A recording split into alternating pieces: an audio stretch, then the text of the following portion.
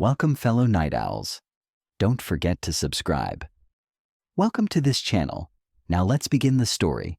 Make sure you're in a comfortable position. Picture this. It's 4:30 in the morning on June 4th, 1942. The sun hasn't risen yet over the vast Pacific Ocean, but aboard the USS Enterprise, something extraordinary is about to happen. In just 6 hours, a handful of American dive bomber pilots will deliver the most devastating 5 minutes in naval history. 5 minutes that will shatter Japan's naval supremacy forever. But here's what will blow your mind. This wasn't luck. This was an accident. This was the result of the most audacious intelligence operation of World War II, combined with acts of courage so incredible that Hollywood couldn't make them up. 6 months earlier, Japan controlled an empire stretching across half the Pacific. Their navy was undefeated. Their pilots were legendary. America was reeling from Pearl Harbor. The Philippines had fallen, and it looked like the rising sun would dominate the Pacific forever. Then everything changed in 1942. Between April and June, 3 battles transformed the entire war. The impossible raid on Tokyo that proved Japan wasn't untouchable. The first carrier versus carrier battle in history that stopped Japanese expansion cold. And finally, Midway. The battle where American codebreakers, dive bomber pilots, and sheer determination combined to deliver the most decisive naval victory in modern warfare. This is the story of how America struck back, how a wounded nation rose from the ashes of Pearl Harbor to turn the tide of the Pacific War, vied with Japan riding a wave of conquest that just changed World War II. They changed the seemed unstoppable. In just the time we're done, you'll understand why these 6 months didn't course of history itself. The year 1942 opened 4 months of warfare. The Japanese Empire had achieved something no Asian power had ever accomplished before. They had shattered the colonial empires that European powers had spent 3 centuries building. Think about the scale of what Japan had pulled off. From the frozen Aleutian Islands to the tropical Solomon Islands, the rising sun flag flew over conquered territory, covering 3 million square miles. Hong Kong, Britain's gateway to China, had fallen in 18 days. The Dutch East Indies, with their vast oil reserves, surrendered after barely 3 months. Singapore, the so-called Gibraltar of the East, had capitulated in what Winston Churchill called one of the worst disasters in British military history. But it wasn't just the speed that shocked the world. It was the complete collapse of Western military prestige across Asia. For over a century, European powers had dominated the region through superior technology and military organization. Now, Japanese forces using bicycles and light tanks were outflanking every defensive position, capturing entire armies, and making the impossible look routine. The numbers were staggering. At Singapore alone, 85,000 British, Australian, and Indian troops surrendered to a Japanese force barely half their size. The photographs of British generals walking into that Ford factory to surrender became symbols of a new world order where Asian powers could defeat European empires. For Japanese military leaders, these victories created a dangerous sense of invincibility. In officers' clubs from Manila to Batavia, toasts were raised to the emperor's divine protection. Western forces, it seemed, simply couldn't match the fighting spirit of the Imperial Army. This confidence bred complacency that would prove fatal. But there was a darker side to Japanese expansion that revealed the true nature of their so-called Greater East Asia co-prosperity sphere.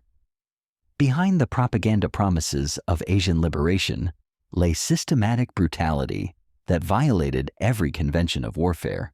In Singapore's Changi prison, Allied prisoners found themselves crammed into facilities designed for a few hundred men, surviving on rice gruel twice daily if the guards felt generous. The Japanese military code of Bushido viewed surrender as ultimate dishonor.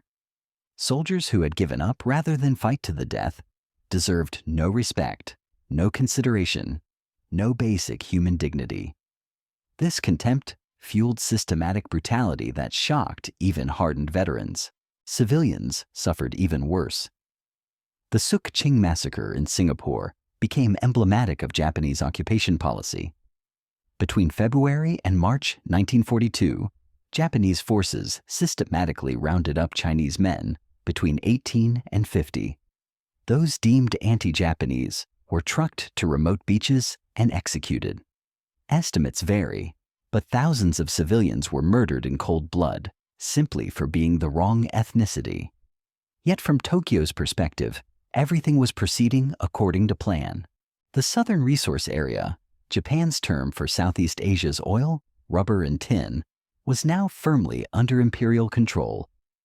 Tankers loaded with precious petroleum steamed toward Japanese refineries. Raw materials that had been embargoed by Western powers now flowed freely to Japanese factories. The speed of success had even surprised Japanese planners. Military timetables that allowed 6 months for conquest were completed in 4. Staff officers in Tokyo began discussing what to do with all the excess troops now available for new operations. Should they drive toward Australia? Push deeper into the Indian Ocean? Perhaps even launch probing attacks toward the American West Coast? But beneath the surface confidence, some Japanese leaders harbored deeper concerns. Admiral Yamamoto, architect of the Pearl Harbor attack, understood better than most what Japan had awakened. America's industrial capacity dwarfed Japan's.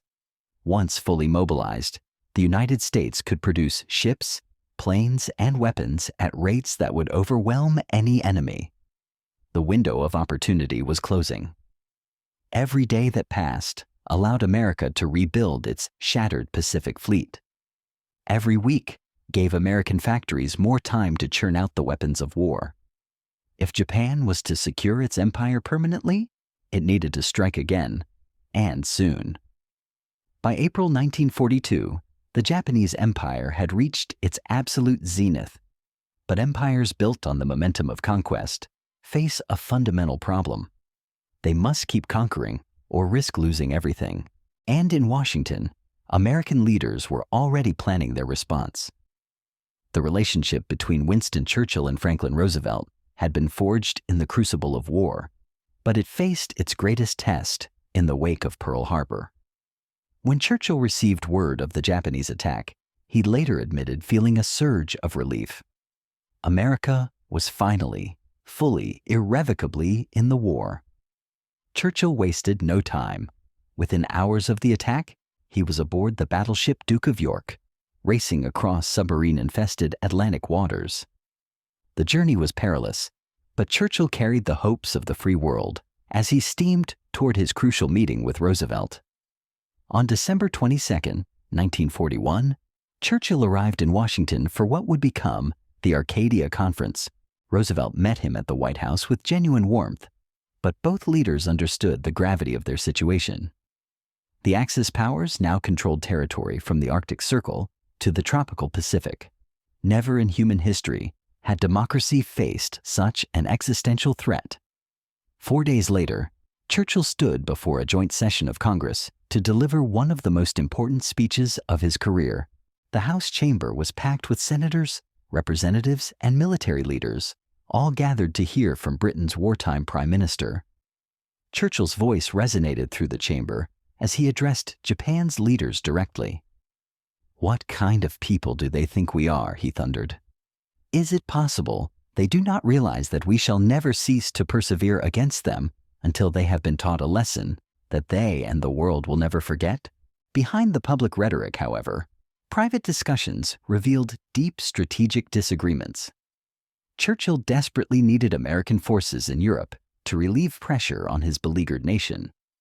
Britain had been fighting alone since France's fall, and Churchill feared his island nation might not survive another year without direct American intervention. Roosevelt faced different pressures. The attack on Pearl Harbor had been a direct assault on American territory, killing over 2,000 American servicemen. Public opinion, led by newspaper headlines and radio broadcasts, demanded immediate and overwhelming retaliation against Japan. The compromise they reached would shape the entire war. Germany would remain the primary enemy, the Europe First strategy that Churchill wanted. But Roosevelt insisted on significant Pacific operations to maintain American public support. The United States would fight a two-ocean war whether Britain liked it or not. Roosevelt's rage at the Japanese attack was palpable. Harry Hopkins, the president's closest advisor, later described Roosevelt's private fury as unlike anything he had ever witnessed. The president had genuinely believed diplomatic negotiations might prevent war in the Pacific. Japan's attack, while their ambassadors were still negotiating in Washington, felt like personal betrayal. But Roosevelt was also a pragmatist. He understood that American industrial might would ultimately determine the war's outcome, but mobilization would take time. Factories had to be converted from civilian to military production. Workers needed training. New shipyards and aircraft plants had to be built from scratch. The challenge was buying that time. Every day, Japan consolidated its conquests, made eventual victory more costly. Roosevelt needed some way to strike back immediately, not just for military advantage, but to maintain American morale and show the world that America was still fighting. The solution came from an unexpected source. General Henry Hap Arnold, Chief of the Army Air Forces, suggested that long-range bombers might be able to reach Japan from aircraft carriers. The idea seemed preposterous. Medium bombers had never launched from carrier decks before, but Roosevelt was intrigued by the psychological impact such a raid might have. Meanwhile, Admiral Chester Nimitz arrived at Pearl Harbor on Christmas Day, 1941, to find devastation that defied comprehension. 18 major warships sunk or severely damaged. Over 300 aircraft destroyed. Most devastating of all, 2,400 American servicemen who would never return home. As Nimitz surveyed the wreckage, the reality of his assignment became clear. He had been ordered to take command of the Pacific Fleet and somehow restore American naval supremacy across an ocean covering 65 million square miles. With what remained of his forces, he was expected to halt Japanese expansion, protect the American West Coast, and eventually carry the war to Japan itself. The traditional foundation of naval power, the battleship, was gone. Arizona had exploded with such violence that 1,177 sailors died in minutes. Oklahoma had capsized completely. But as Nimitz walked through the chaos, he noticed something crucial. The dry docks were damaged but repairable. The fuel storage tanks were untouched. Most importantly, the submarine base remained operational. And then there were the aircraft carriers. Enterprise had been delivering aircraft to Wake Island when the attack came. Lexington was ferrying planes to Midway. Saratoga was on the West Coast undergoing maintenance. By pure chance, the ships that would prove most valuable had escaped destruction. Nimitz grasped the implications immediately. If battleships were obsolete, carriers would become the new capital ships. The disaster at Pearl Harbor had actually forced the Navy to embrace the future of naval warfare. But first, America needed to prove it could still fight back. The stage was set for the most audacious military operation in American history. An operation so impossible that every aviation expert said it couldn't be done. But sometimes, impossible is exactly what desperate times demand. The man who would make the impossible possible was Lieutenant Colonel James "Jimmy" Doolittle. At 55, he was considered too old for such a dangerous mission. But Doolittle had spent his entire career proving that aviation's limits existed only in the minds of those who refused to push beyond them. He held a doctorate in aeronautics from MIT, had won the Schneider Trophy for seaplane racing, and set numerous aviation records throughout the 20s and 30s. When President Roosevelt demanded a way to bomb Japan, the mathematical problems seemed insurmountable. A fully loaded B-25 Mitchell bomber weighed over 30,000 pounds and typically needed well over 1,000 feet of runway. The longest aircraft carrier deck in the American fleet measured just over 800 feet. It was like trying to launch a freight train from a tennis court. But Doolittle saw possibilities where others saw impossibilities. Working with North American aviation engineers, he began stripping the bombers down to their absolute essentials. Bottom gun turrets were removed completely, saving 800 pounds. Armor plating was eliminated wherever possible. Even radio equipment was reduced to basic communication gear. Most dramatically, the fuel systems were completely reconfigured. Additional fuel tanks were installed in every available space.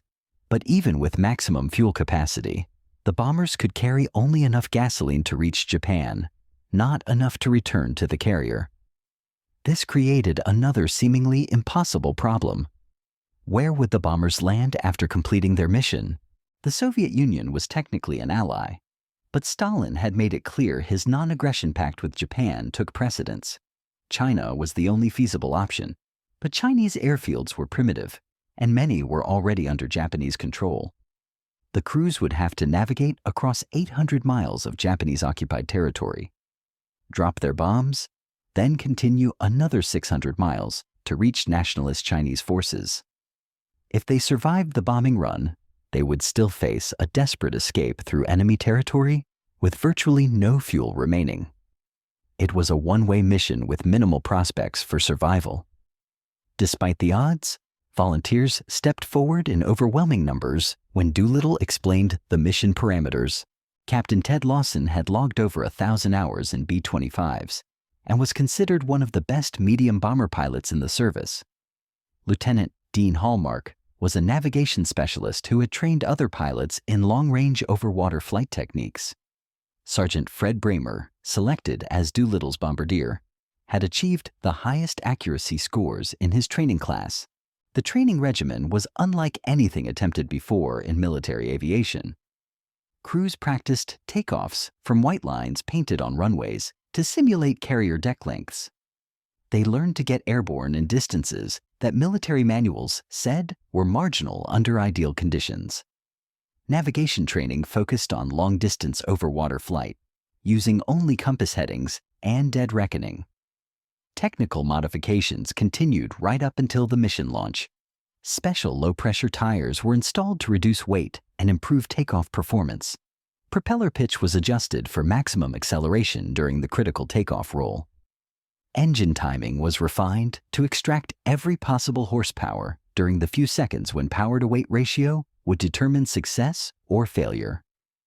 The bomb loads reflected the mission's primary purpose as a morale operation rather than a strategic bombing campaign.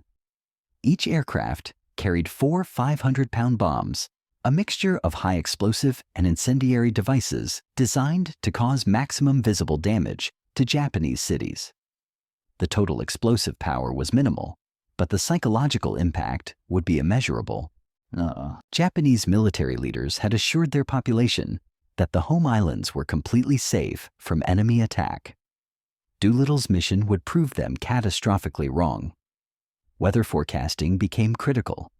Pacific weather patterns in April were notoriously unpredictable, with storms that could make carrier operations impossible. Clear skies would expose the task force to Japanese reconnaissance flights, while heavy weather could prevent the bombers from finding their targets. As March turned to April, the modified bombers were secretly loaded aboard USS Hornet at Alameda Naval Air Station in California.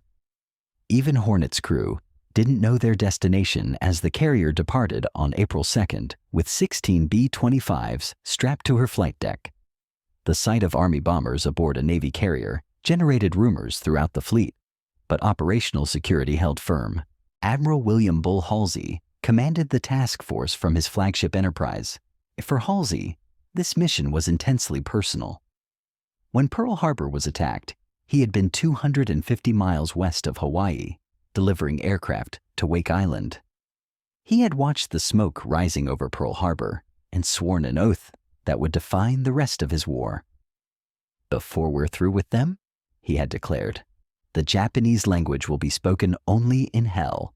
The task force maintained strict radio silence as it approached enemy waters. Navigation relied on dead reckoning and celestial observations with constant course corrections to avoid known Japanese patrol areas. The weather was uncooperative. High seas made flight operations dangerous, while thick clouds reduced visibility to a few hundred yards. By April 17th, the task force had penetrated to within 700 miles of Tokyo without detection. Doolittle's bombers were fueled and armed, their crews making final preparations for a dawn launch on April 18th. The plan called for takeoff at 4:30 in the morning, giving the bombers enough daylight to navigate to their targets. But at 7:30 that morning, everything changed. A Japanese patrol vessel, the Nito Maru, appeared through the morning haze. The small fishing boat was equipped with radio gear and had almost certainly spotted the American task force before being detected itself. Within minutes, Japanese radio operators would be reporting American carriers deep in Japanese territorial waters. Halsey faced an agonizing decision. The original plan called for launching the bombers 600 miles from Japan, giving them enough fuel to reach Chinese airfields after completing their bombing runs. From their current position, 650 miles out, the bombers would be operating at the absolute limit of their range. Many might not have enough fuel to reach friendly territory, but waiting was no longer an option. Japanese bombers could reach the task force within 2 hours. If Halsey delayed the launch, he risked losing both the bombers and the irreplaceable carriers.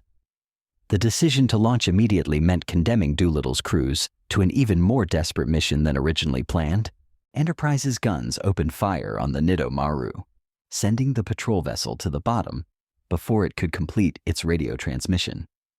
But damage assessment indicated that at least part of the warning message had been sent. Japanese commanders would soon know that American carriers were operating in home waters. Halsey's signal to Hornet was brief and decisive. Launch planes. To Colonel Doolittle and his gallant command, good luck and God bless you. The first challenge was simply getting airborne from a pitching carrier deck in heavy seas. Hornet's flight deck rose and fell 30 feet with each wave, requiring split-second timing for takeoff. At 8:20 that morning, Doolittle pushed his throttles forward and felt his B-25 strain against the wheel chocks.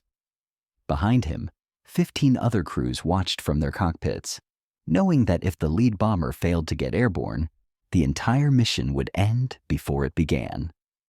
The deck officer dropped his flag. The chocks were pulled away, and Doolittle's bomber lurched forward into the most important takeoff in American aviation history. 467 feet later, Doolittle's bomber lifted off the deck with barely 10 feet to spare above the churning ocean. One by one, the remaining bombers followed, each takeoff a minor miracle of timing, technique, and raw courage. By 9:20, all 16 aircraft were airborne and climbing toward their cruising altitude. There was no turning back now. Their fuel situation made it impossible to return to the carriers. At exactly 12:30 Tokyo time, Lieutenant Colonel Jimmy Doolittle's B-25 appeared over the Japanese capital at 300 feet altitude, flying faster and lower than any foreign aircraft had ever flown over the Emperor's palace. Air raid sirens began wailing across the city as Japanese civilians looked up in disbelief at the impossible sight of American bombers over their homeland. The psychological shock was more devastating than any physical damage the bombers could inflict. Japan had not suffered foreign air attacks in modern warfare, and the appearance of American bombers shattered fundamental assumptions about homeland security. The bombs that fell on Tokyo that April morning were more than explosives hitting concrete and steel. They were psychological weapons that shattered something far more valuable than buildings. They destroyed the myth of Japanese invincibility. Captain Ted Lawson, piloting the 7th bomber in the formation, targeted industrial facilities in the Tokyo Bay area with mechanical precision. His bombardier aimed for what appeared to be an aircraft engine factory surrounded by fuel storage tanks. The bombs struck their target perfectly, triggering secondary explosions that sent flames hundreds of feet into the air. As Lawson banked away from the target, he could see Japanese workers fleeing the burning facility, while fire trucks raced through the streets below. The physical damage was actually minimal by later wartime standards and would be quickly repaired. 16 bombers carrying 4 bombs each could not seriously damage Japan's industrial capacity, but the psychological impact was immeasurable and would influence Japanese strategic thinking for the remainder of the war. If American bombers could reach Tokyo, no part of Japan was safe from attack.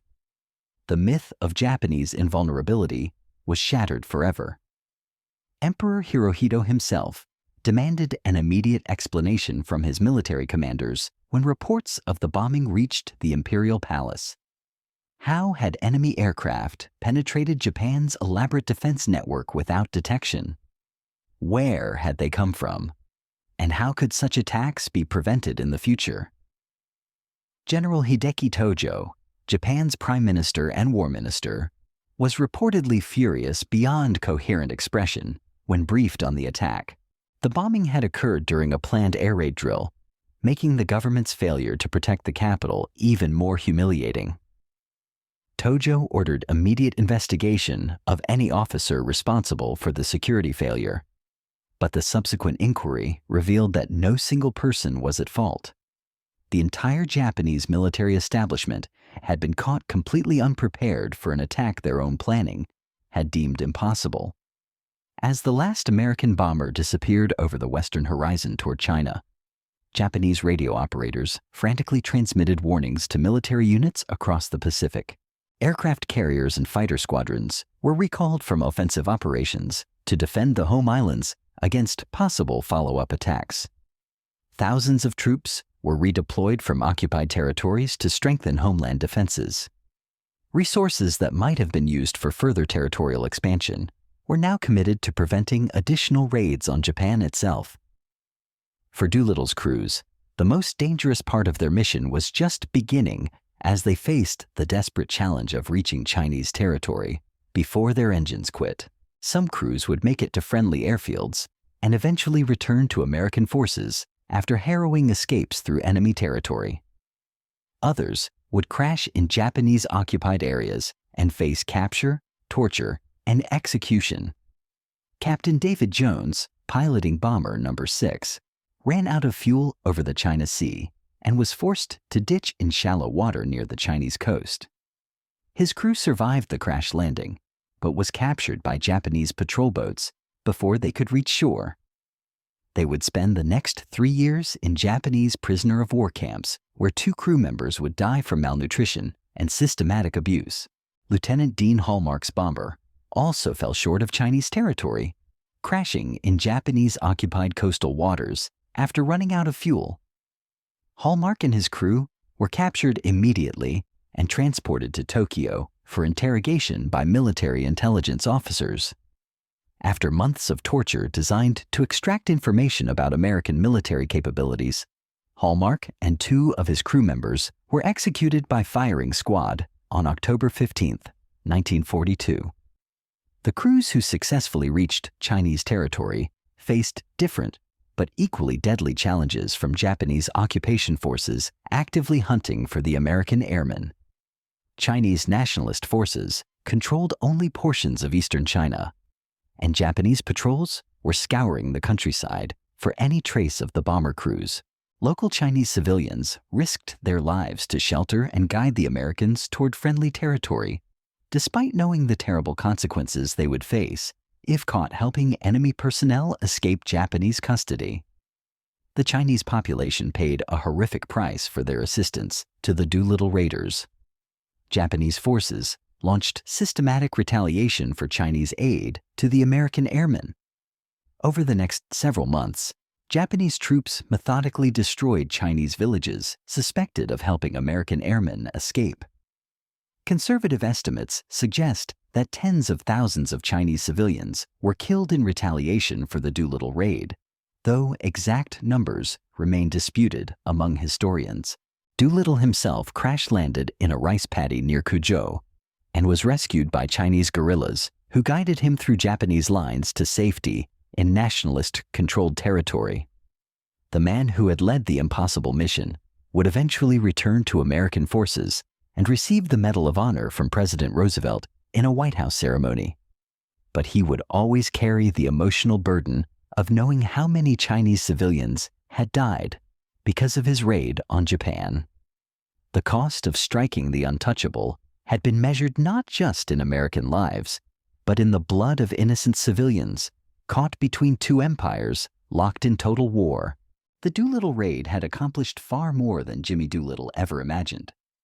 Beyond the psychological shock of bombs falling on Tokyo, the attack intensified existing strategic tensions within Japanese high command that would reshape the entire Pacific War.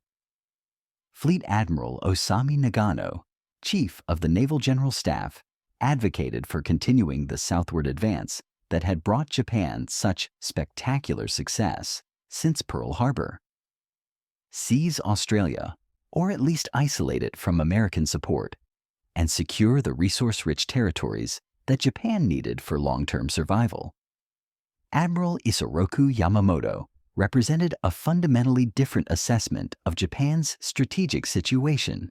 The architect of Pearl Harbor understood that Japan's window of opportunity was rapidly closing as American industrial production accelerated beyond Japanese capacity to match.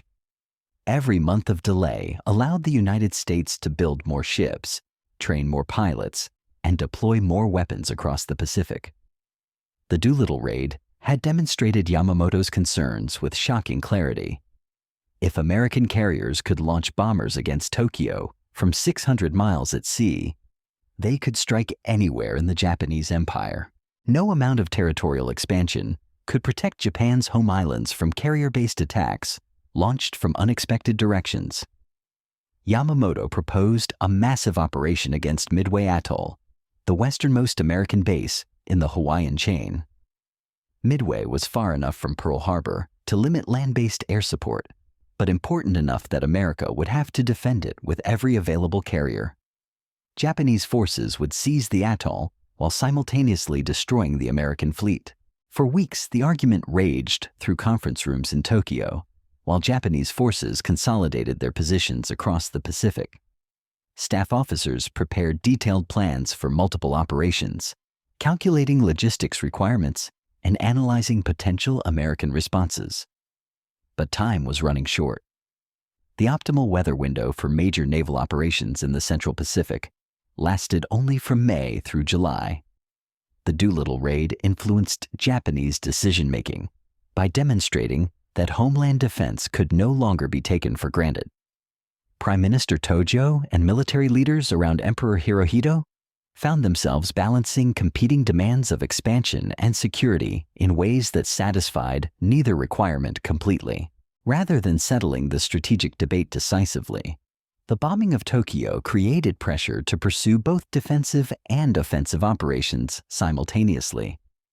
By the time Japanese leadership reached consensus, forces were already committed to Operation MO, the advance toward Port Moresby and Tulagi. Imperial headquarters decided to proceed with both campaigns, dividing Japanese naval strength at the worst possible moment. Port Moresby's strategic importance extended far beyond its immediate military value as a naval base and airfield. The New Guinea port controlled the approaches to northern Australia and served as a forward base for Allied reconnaissance flights that monitored Japanese shipping movements. If Japanese forces captured Port Moresby, they could establish air bases within bombing range of Australian cities and shipping lanes, effectively cutting the supply line between the United States and Australia. More importantly, Japanese aircraft based at Port Moresby could intercept any American attempt to advance northward through New Guinea toward the Philippines. Vice Admiral Shigeyoshi Inouye, commander of the Fourth Fleet, received orders to execute Operation MO, with 3 separate invasion forces coordinating across hundreds of miles of ocean. The smallest force would seize Tulagi in the Solomon Islands, establishing a seaplane base for reconnaissance operations. A larger amphibious force would capture Port Moresby through direct assault, supported by land-based aircraft. Most importantly, Vice Admiral Takeo Takagi's carrier striking force would provide air cover for both operations while eliminating any Allied naval forces that attempted to interfere. Operation MO appeared flawless on paper, but Japanese planners had made a critical error in their communication security procedures. Signal traffic coordinating the complex multi-force operation had been transmitted using naval codes that American cryptanalysts had been working to break since before Pearl Harbor. Commander Joseph Rochefort's Combat Intelligence Unit at Pearl Harbor had achieved partial success in reading portions of Japanese naval communications. By late April 1942, Rochefort's team was reading significant portions of Japanese naval messages. Though their intelligence picture remained incomplete and required careful interpretation, they could identify general movement patterns, unit designations, and operational timeframes. The intelligence they gathered allowed them to predict that Japanese forces would move against Port Moresby in early May with substantial naval support. Admiral Nimitz received intelligence reports that enabled him to position American forces more effectively than had been possible since the war began. The intelligence breakthrough came at a critical moment for Allied strategy in the Pacific theater. Australian Prime Minister John Curtin had been demanding additional American support to defend his country against the growing threat of Japanese invasion. Nimitz faced a complex strategic calculation about how many forces to commit to defending Port Moresby versus preserving strength for future operations. His carrier strength remained critically limited. Saratoga was undergoing repairs on the west coast following torpedo damage, leaving only Enterprise, Yorktown, and Lexington available for operations across the entire Pacific theater. Intelligence reports suggested that Yamamoto was planning a major operation against Midway in early June, requiring Nimitz to keep substantial forces in reserve.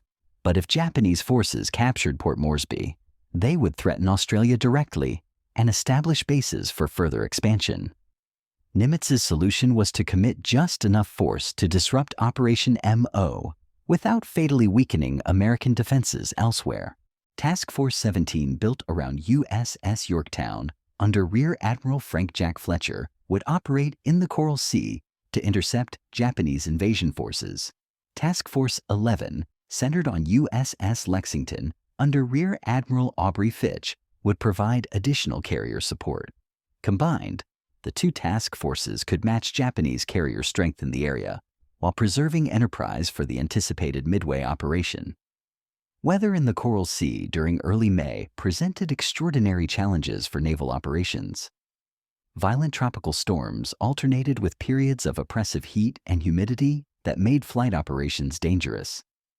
Navigation was complicated by coral reefs that could sink unwary ships and constant rain squalls that reduced visibility to zero without warning. The stage was set for the first carrier versus carrier battle in naval history, fought between opponents who were largely improvising tactics for a completely new form of warfare. The weather gods seemed determined to make the Battle of the Coral Sea as confusing and dangerous as possible for both combatants. Towering thunderstorms rose 40,000 feet above the ocean surface, creating walls of turbulence that grounded aircraft for hours at a time. When the storms passed, tropical heat turned ship decks into furnaces, while humidity fogged aircraft instruments and corroded delicate electronic equipment. Admiral Fletcher's Task Force 17 had been operating in these brutal conditions for over a week, refueling from tankers and maintaining strict radio silence while waiting for Japanese forces to appear. Yorktown's crew had grown accustomed to the exhausting routine of launching reconnaissance flights that returned with reports of empty ocean stretching to the horizon. But intelligence intercepts indicated that Japanese invasion forces were approaching the Coral Sea from multiple directions, and the decisive encounter could begin at any moment. The tactical challenges of carrier warfare in the Coral Sea were unlike anything either Navy had faced in previous operations.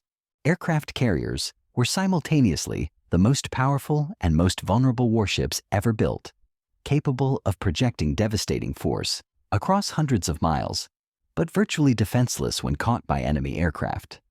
Success would depend on finding the enemy first while avoiding detection, then launching coordinated strikes before the opponent could respond. On May 3, 1942, The strategic situation changed dramatically when intelligence reports indicated that Japanese forces had successfully landed at Tulagi in the Solomon Islands. Fletcher immediately altered course northward, steaming through the night to launch a surprise attack on the Japanese beachhead at maximum range. The opportunity was too valuable to miss. Japanese forces would be concentrated in a small area, unloading supplies and establishing defensive positions, making them vulnerable to carrier aircraft. But the attack would also reveal American carrier presence in the Coral Sea to Japanese commanders who would immediately begin hunting for the attacking ships. Yorktown launched her attack at dawn on May 4th, sending multiple waves of aircraft toward Tulagi through challenging weather conditions. The Japanese garrison was caught largely unprepared for carrier-based attacks, having concentrated on establishing seaplane facilities rather than defending against air raids. American dive bombers and torpedo planes attacked Japanese shipping in Tulagi Harbor, sinking several vessels and destroying seaplanes and shore installations. More importantly, the attack revealed American carrier presence in the area to Japanese commanders, who immediately began hunting for the attacking ships. Admiral Takagi's carrier striking force, built around the fleet carriers Shokaku and Zuikaku, immediately began searching for American task forces after learning of the Tulagi attack. Both sides now knew that enemy carriers were operating in the same general area, but neither had precise information about their opponent's location, strength, or intentions. The stage was set for a deadly game of hide-and-seek, played across thousands of square miles of ocean, with both sides sending out reconnaissance aircraft while attempting to remain hidden themselves. Search patterns became matters of life and death as both sides attempted to gain the first crucial advantage of locating enemy carriers. American pilots flew methodical grid searches, covering assigned sectors with mathematical precision, but sometimes missing Japanese ships by mere miles due to weather or navigation errors. Japanese reconnaissance aircraft used different search patterns that sometimes overlapped American sectors, creating opportunities for mutual detection that neither side fully exploited. Both sides experienced the frustration of pilots reporting large ships that turned out to be clouds, or missing entire task forces hidden in rain squalls. Communication failures multiplied the confusion as radio signals bounced unreliably off the ionosphere or were blocked entirely by massive thunderstorms. Pilots returning from reconnaissance missions sometimes couldn't find their own carriers in the weather, forcing them to land on any available flight deck or ditch in the ocean when their fuel ran out. On May 7th, both sides achieved partial contact with enemy forces, leading to confused engagements that demonstrated how difficult carrier warfare could be under real combat conditions. American pilots attacked what they believed was a major Japanese carrier task force, only to discover they had bombed a light carrier and some destroyers rather than the main enemy fleet. Japanese aircraft struck American vessels they thought were fleet carriers, sinking the oiler Neosho and destroyer Sims, but missing the precious fleet carriers they desperately needed to eliminate. Both sides claimed tactical victories while privately worrying that they had revealed their positions without achieving decisive results. Weather conditions and similar ship silhouettes made identification extremely difficult, leading to several incidents that highlighted how easily fatal mistakes could be made in the heat of battle. These confusion incidents demonstrated that carrier warfare required new recognition techniques and communication procedures that neither navy had fully developed. Admiral Fitch's Task Force 11, built around Lexington, had been operating independently, but coordinating with Fletcher's Yorktown force through intermittent radio communications. As May 8th dawned with somewhat clearer weather, both American task forces maneuvered to concentrate their air power for what they hoped would be a decisive strike against the Japanese carrier force. Intelligence reports suggested that at least 2 Japanese fleet carriers were operating in the vicinity, presenting the opportunity for a major victory if American attacks could be properly coordinated. But the Japanese were planning exactly the same type of coordinated strike against American carriers they had finally located. The morning of May 8th would see the first time in naval history that opposing aircraft carrier forces launched simultaneous attacks against each other across hundreds of miles of ocean. The lessons learned in the next few hours would reshape naval warfare for the remainder of World War II and establish principles of carrier operations that would dominate naval thinking for decades to come. At approximately 11:15 that morning, USS Lexington began what would become her final battle. The carrier, known affectionately to her crew as Lady Lex, was steaming in formation with Yorktown when Japanese dive bombers appeared through broken clouds at 14,000 feet altitude. For the next several hours, she would demonstrate both the incredible resilience of American naval engineering and the terrible vulnerability of aircraft carriers under determined enemy attack. The Japanese strike force approaching the American carriers represented some of the finest naval aviation in the world at that time. Experienced pilots who had participated in the Pearl Harbor attack and the conquest of the Dutch East Indies flew with coordinated precision that had made Japanese naval aviation legendary. They understood carrier operations better than any aviators in history and were attacking with tactical sophistication developed through months of combat experience. Captain Frederick Sherman, commanding Lexington, began evasive maneuvers as soon as Japanese aircraft appeared on radar screens. The massive carrier, displacing over 36,000 tons, responded to her helm with surprising agility as Sherman attempted to evade torpedo attacks while maintaining enough speed to continue flight operations. The first torpedo struck Lexington's port side at approximately 11:20. The massive explosion lifted the carrier's bow several feet out of the water and sent shockwaves throughout the ship. Seconds later, a second torpedo hit further aft, flooding engine rooms and causing the ship to develop a noticeable list to port that threatened her stability. Simultaneously with the torpedo attacks, Japanese dive bombers rolled over into steep attack runs, despite intense anti-aircraft fire from the carrier and her escorts. Lexington's 5-inch guns and smaller caliber weapons created a defensive barrage that claimed several Japanese aircraft, but others penetrated the fire to release their bombs with deadly accuracy. A 1,000-pound bomb struck near Lexington's island superstructure, destroying radar equipment and communications gear. Another bomb hit the flight deck forward, blasting a hole large enough to drive a truck through and setting aviation gasoline fires that spread rapidly despite immediate firefighting efforts. The immediate damage seemed manageable despite the torpedo and bomb hits that had struck the carrier. Lexington's damage control organization, trained to a level of excellence that rivaled any navy in the world, began the methodical process of saving their ship through established procedures. Firefighting teams attacked blazes with foam and water, while engineering crews worked to restore power and maintain propulsion systems. For a brief period, it appeared that Lady Lex might survive her wounds and continue fighting. But aircraft carriers carried within their hulls the seeds of their own destruction in the form of aviation gasoline, ammunition, and other volatile materials.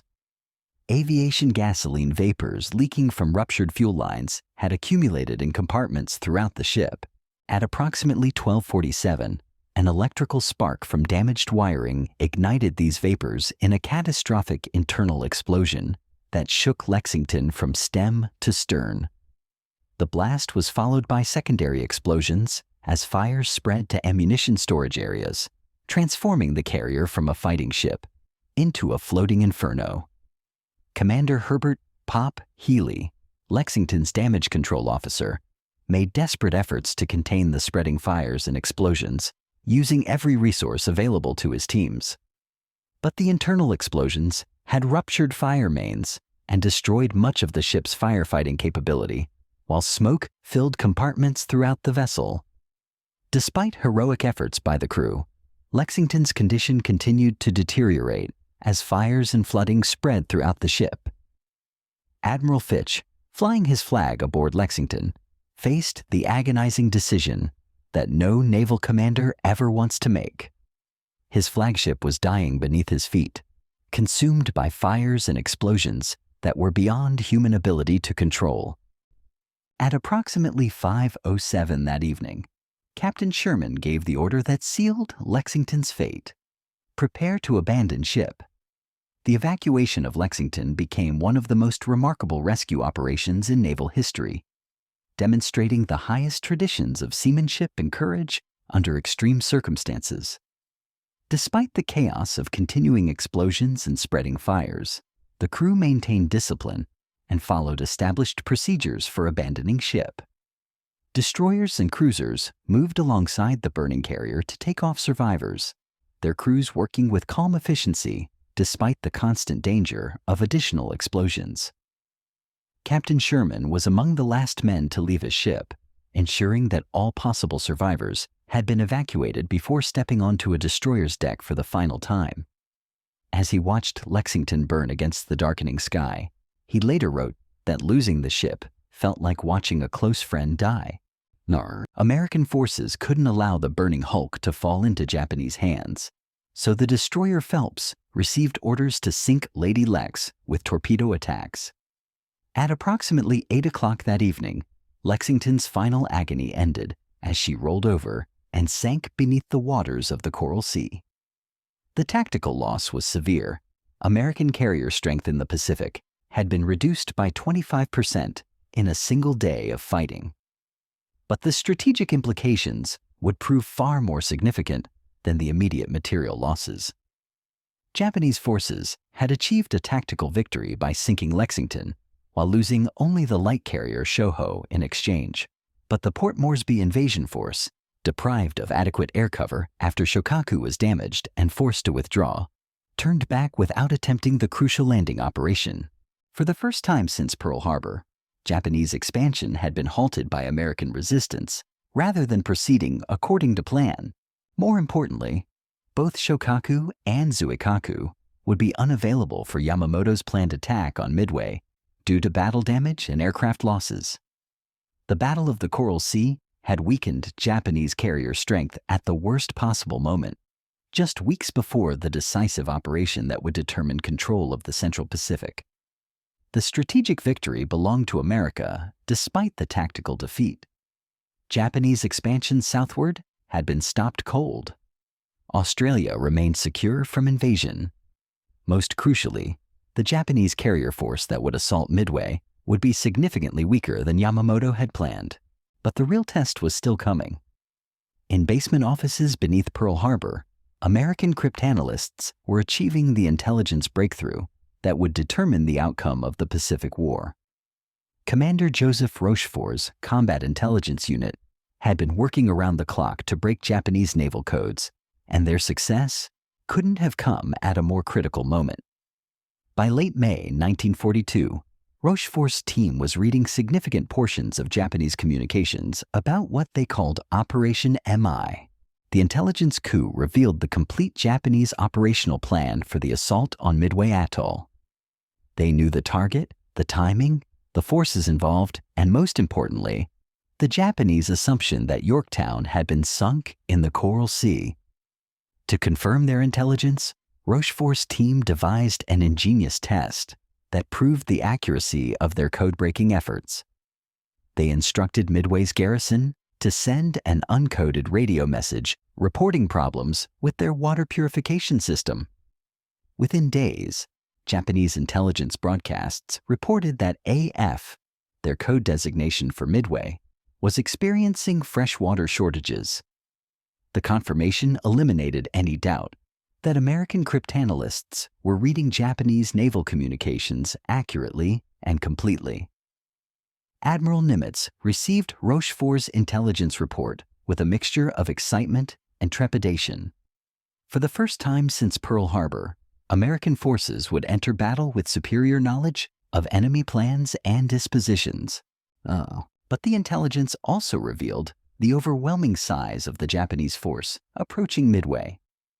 Yamamoto was committing nearly every major warship in the Imperial Navy to the operation, including all 4 of Japan's remaining fleet carriers and the powerful battleships of the combined fleet. The intelligence advantage would only matter if Nimitz could concentrate sufficient force to exploit it effectively. Enterprise and Hornet were already at Pearl Harbor, but Yorktown remained at sea following her damage in the Coral Sea battle. Preliminary damage assessments suggested that repairing the carrier would require months in a mainland shipyard, but Nimitz couldn't afford to fight the crucial battle with only 2 carriers against 4. He made the desperate decision to attempt repairs at Pearl Harbor that would normally be considered impossible under field conditions. Yorktown limped into Pearl Harbor on May 27th, with her flight deck scarred by bomb damage and her hull showing obvious signs of structural stress. Navy repair crews swarmed aboard the carrier even before she was properly moored, beginning work that would continue around the clock for the next 3 days. Civilian contractors worked alongside military personnel, welding steel plates over bomb holes and replacing damaged electrical systems, while the ship's crew loaded ammunition and aviation fuel. What should have taken 3 months was compressed into 72 hours through sheer determination and exceptional seamanship. By May 30th, Yorktown was declared ready for combat operations, though her repairs remained largely cosmetic and her structural integrity remained questionable. Nimitz's preparations extended beyond ship repairs to include every aspect of the coming battle. Midway's garrison was reinforced with additional anti-aircraft guns, Marine fighter squadrons, and Army B-17 Flying Fortress bombers.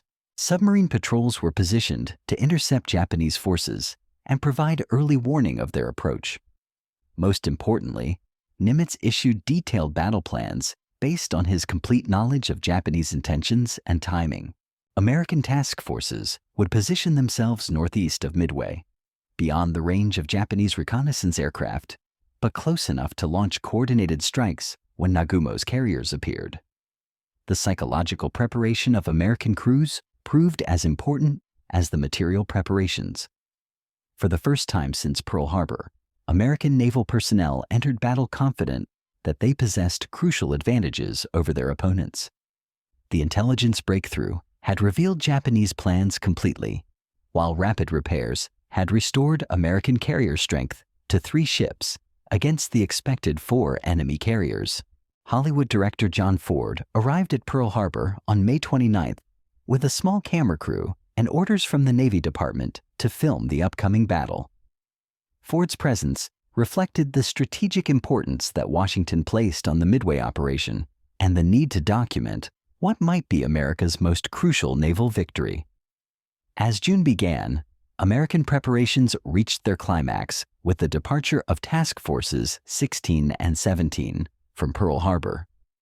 Enterprise and Hornet sailed first, followed by the hastily repaired Yorktown, whose structural integrity remained uncertain. Admiral Fletcher commanded the overall operation from Yorktown, while Admiral Spruance led Enterprise and Hornet in their first major combat operation under his command. The stage was set for the most decisive naval battle of the Pacific War, and for the first time since December 7th, American forces held the crucial advantage of surprise. The sleeping giant wasn't just awake now. It was about to prove that American industrial might, combined with intelligence superiority and raw courage, could overcome any odds. The Battle of Midway was about to begin, and neither side yet fully understood that the next few days would determine not just the outcome of the Pacific War, but the future balance of power across the entire globe. Admiral Isoroku Yamamoto stood in the chart room of his flagship Yamato, studying what he believed would be the final chapter of American naval power in the Pacific. The plan spread across the table before him was breathtaking in its scope and complexity. 4 separate task forces operating across 3,000 miles of ocean, converging with split-second timing that left no room for error. This wasn't just another battle. This was the operation that would force America to negotiate peace on Japanese terms. Yamamoto called it Operation MI, and it would either secure Japan's empire forever or destroy everything they had fought to build. The target was a tiny speck of coral and sand that most Americans couldn't find on a map. Midway Atoll sat astride the main shipping routes between Hawaii and Asia, serving as an early warning station and refueling base for American submarines. More importantly, it was close enough to Pearl Harbor that America would have to defend it with every available carrier. When those carriers arrived, Yamamoto would be waiting with the largest concentration of Japanese naval power ever assembled. The mathematics seemed overwhelming. Intelligence estimates suggested that Nimitz could deploy no more than 200 aircraft against the invasion force, while Nagumo alone carried over 250 fighters, dive bombers, and torpedo planes aboard his 4 fleet carriers. But Yamamoto's confidence rested on intelligence estimates that would prove catastrophically wrong. Japanese planners believed that Yorktown had been sunk in the Coral Sea battle, reducing American carrier strength to just Enterprise and Hornet. They assumed that American naval codes remained secure and that their own communications couldn't be intercepted by enemy cryptanalysts. Most fatally, they believed that American forces would react defensively to diversionary attacks in the Aleutian Islands, sending precious carriers north to protect Alaska instead of concentrating their strength at Midway. The plan's complexity created vulnerabilities that even Yamamoto privately acknowledged. Coordinating 4 separate task forces across thousands of miles of ocean required perfect timing and flawless communication. Weather delays, mechanical failures, or navigation errors could throw off the entire operation's carefully choreographed schedule. Vice Admiral Chuichi Nagumo, commanding the 1st Carrier Striking Force, harbored his own doubts about the mission. The veteran carrier commander who had led the Pearl Harbor attack understood the risks of operating so far from Japanese bases without adequate intelligence about enemy movements. His carriers would be required to attack land-based defenses, support the invasion force, and simultaneously engage American carriers if they appeared. The mission demanded more of his pilots and aircraft than any single force could realistically accomplish. But by late May, the massive Japanese fleet was already committed to the operation. Radio silence was strictly maintained while scout submarines deployed ahead of the main forces. Weather reports indicated favorable conditions, and morale among Japanese crews remained high despite the challenging mission ahead. Everything seemed to be proceeding according to plan. But Yamamoto couldn't shake the feeling that something was wrong.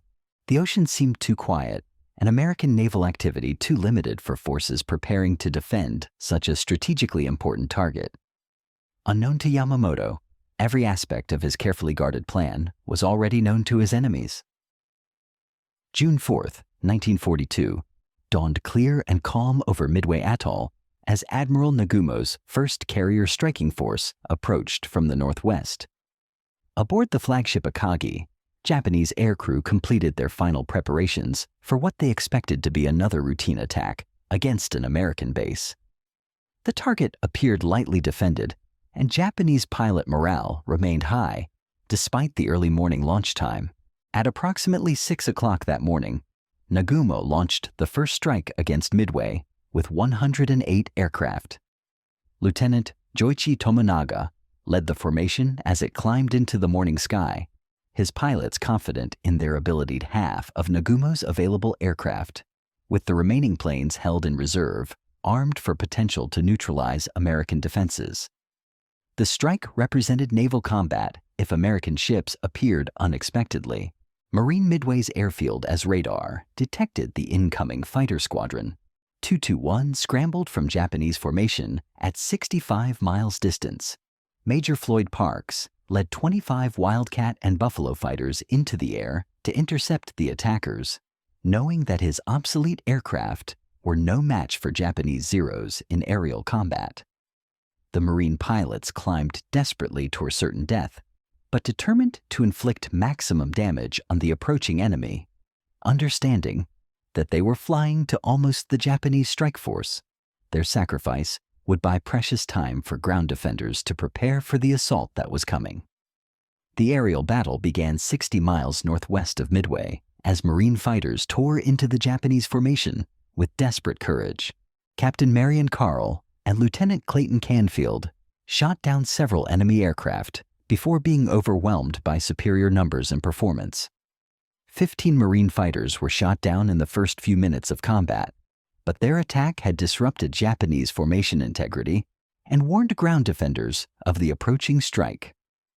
Anti-aircraft gunners on Midway opened fire as Japanese dive bombers appeared overhead at 7 o'clock sharp. Marine gun crews, reinforced by Navy personnel and Army air defense specialists, sent up a barrage of flak that filled the sky with black smoke and deadly shrapnel. The anti-aircraft fire was heavier and more accurate than Japanese pilots expected, forcing them to attack from higher altitude and reducing their bombing accuracy significantly. Japanese bombs fell across Midway's 2 small islands, destroying buildings, fuel storage tanks, and communication equipment. The power plant was hit and knocked offline, while several aircraft hangars were destroyed by direct hits that killed ground personnel and destroyed parked aircraft. But the most critical targets, the runways and fuel storage areas, remained largely intact despite the sustained bombing attack. Lieutenant Tominaga, leading the Japanese strike, radioed back to Nagumo at approximately 7:05 with a message that would prove crucial to the day's outcome. He reported that there was need for a second attack. Midway's defenses had proven stronger than expected, and the airfield remained operational despite the bombing. The message forced Nagumo to make a decision that would determine the fate of his entire fleet. Unknown to Nagumo, American scout planes from Midway had already spotted his carrier force and radioed its position back to the defenders. At approximately 7 o'clock, reconnaissance aircraft sent electrifying messages reporting multiple ships bearing northwest of Midway. Minutes later, another scout reported the sighting that would change everything. Carriers spotted northwest of the atoll. For the first time since Pearl Harbor, American forces knew exactly where the Japanese fleet was located and were prepared to strike back immediately.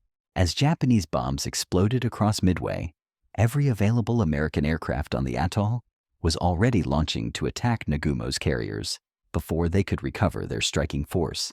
The counterattack would be desperate and uncoordinated, but it represented America's first opportunity to strike back at the heart of Japanese naval power. The first American counterattack began at approximately 7:10 when 6 Navy TBF Avenger torpedo bombers lifted off from Midway's damaged runway. Lieutenant Langdon Fieberling led the brand-new aircraft toward the Japanese fleet, followed by 4 Army B-26 Marauder bombers attempting their first and only torpedo attack of the war. These crews were flying obsolete tactics with inadequate aircraft against the most experienced naval aviators in the world, but they represented America's only immediate response to the Japanese assault. The torpedo attacks that followed revealed the deadly reality of naval aviation combat that no amount of training could fully prepare airmen to face. Japanese Zero fighters swarmed the slow-moving American torpedo planes, shooting them down one by one as they struggled to reach attack position. Fieberling's Avenger was hit repeatedly, but continued toward the carrier Akagi until cannon fire killed the pilot and sent the aircraft spiraling into the ocean. Of the 6 Avengers that attacked, only 1 returned to Midway, its gunner dead and its pilot wounded. The Army B-26 attack proved equally devastating for the attackers. Captain James Collins led his 4 bombers in a low-level approach toward the Japanese carriers, flying at mast height to avoid anti-aircraft fire while Zero fighters dove on them from above. 2 Marauders were shot down immediately, while Collins's aircraft was so badly damaged that it barely made it back to Midway. At approximately 8:10, 16 Marine SBD Dauntless dive bombers, led by Major Lofton Henderson, took off from Midway for what would become known as the Squadron of Doom. Henderson's pilots were experienced in dive bombing techniques, but they had never attacked moving ships defended by fighter aircraft and concentrated anti-aircraft fire. As they approached the Japanese fleet, Zero fighters intercepted them with devastating effectiveness, shooting down Henderson himself along with 7 other aircraft.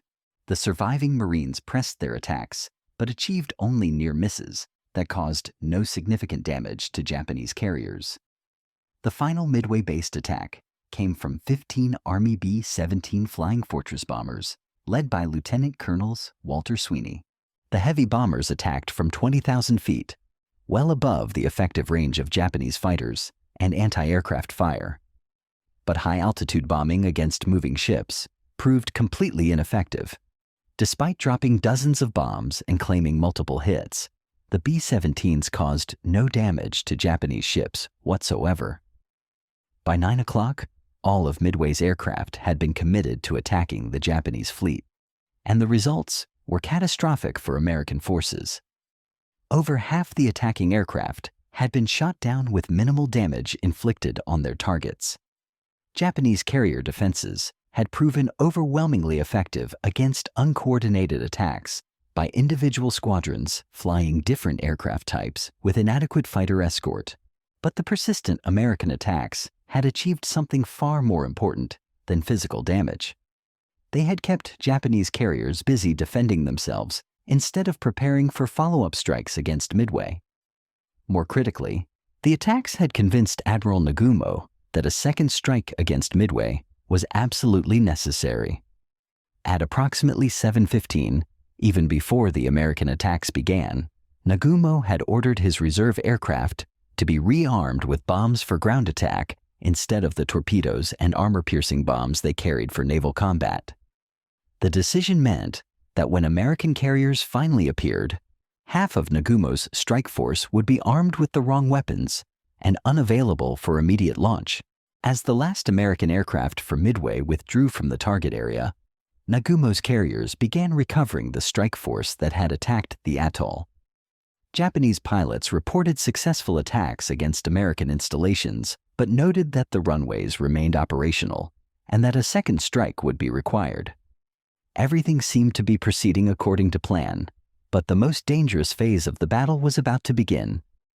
At approximately 9:20, Admiral Nagumo received a radio message that would seal the fate of his fleet. A scout plane reported ships bearing northeast of Midway at significant distance.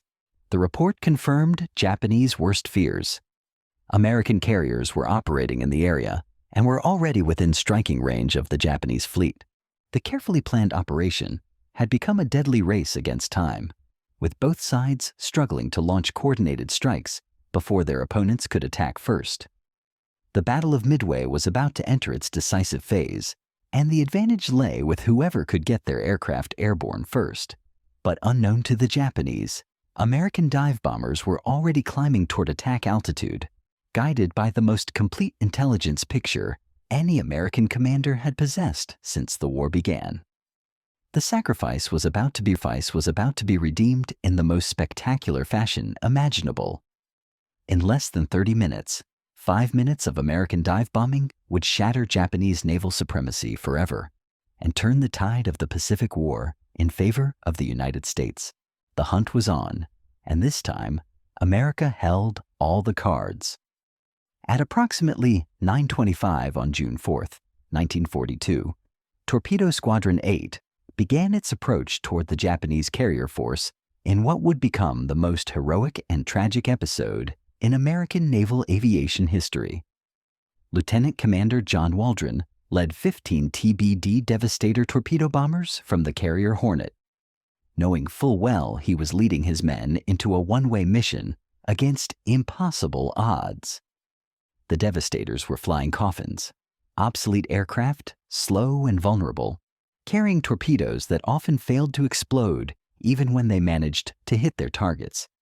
But Waldron's pilots flew toward the Japanese fleet with courage that would define the finest hour of American naval aviation. What happened next became legend. As Waldron's formation approached Nagumo's carriers, dozens of Zero fighters swarmed down from above while anti-aircraft fire from every ship in the fleet filled the sky with deadly shrapnel. The slow-moving Devastators, loaded with heavy torpedoes and flying at low altitude, were sitting ducks for Japanese defenders who attacked with methodical precision.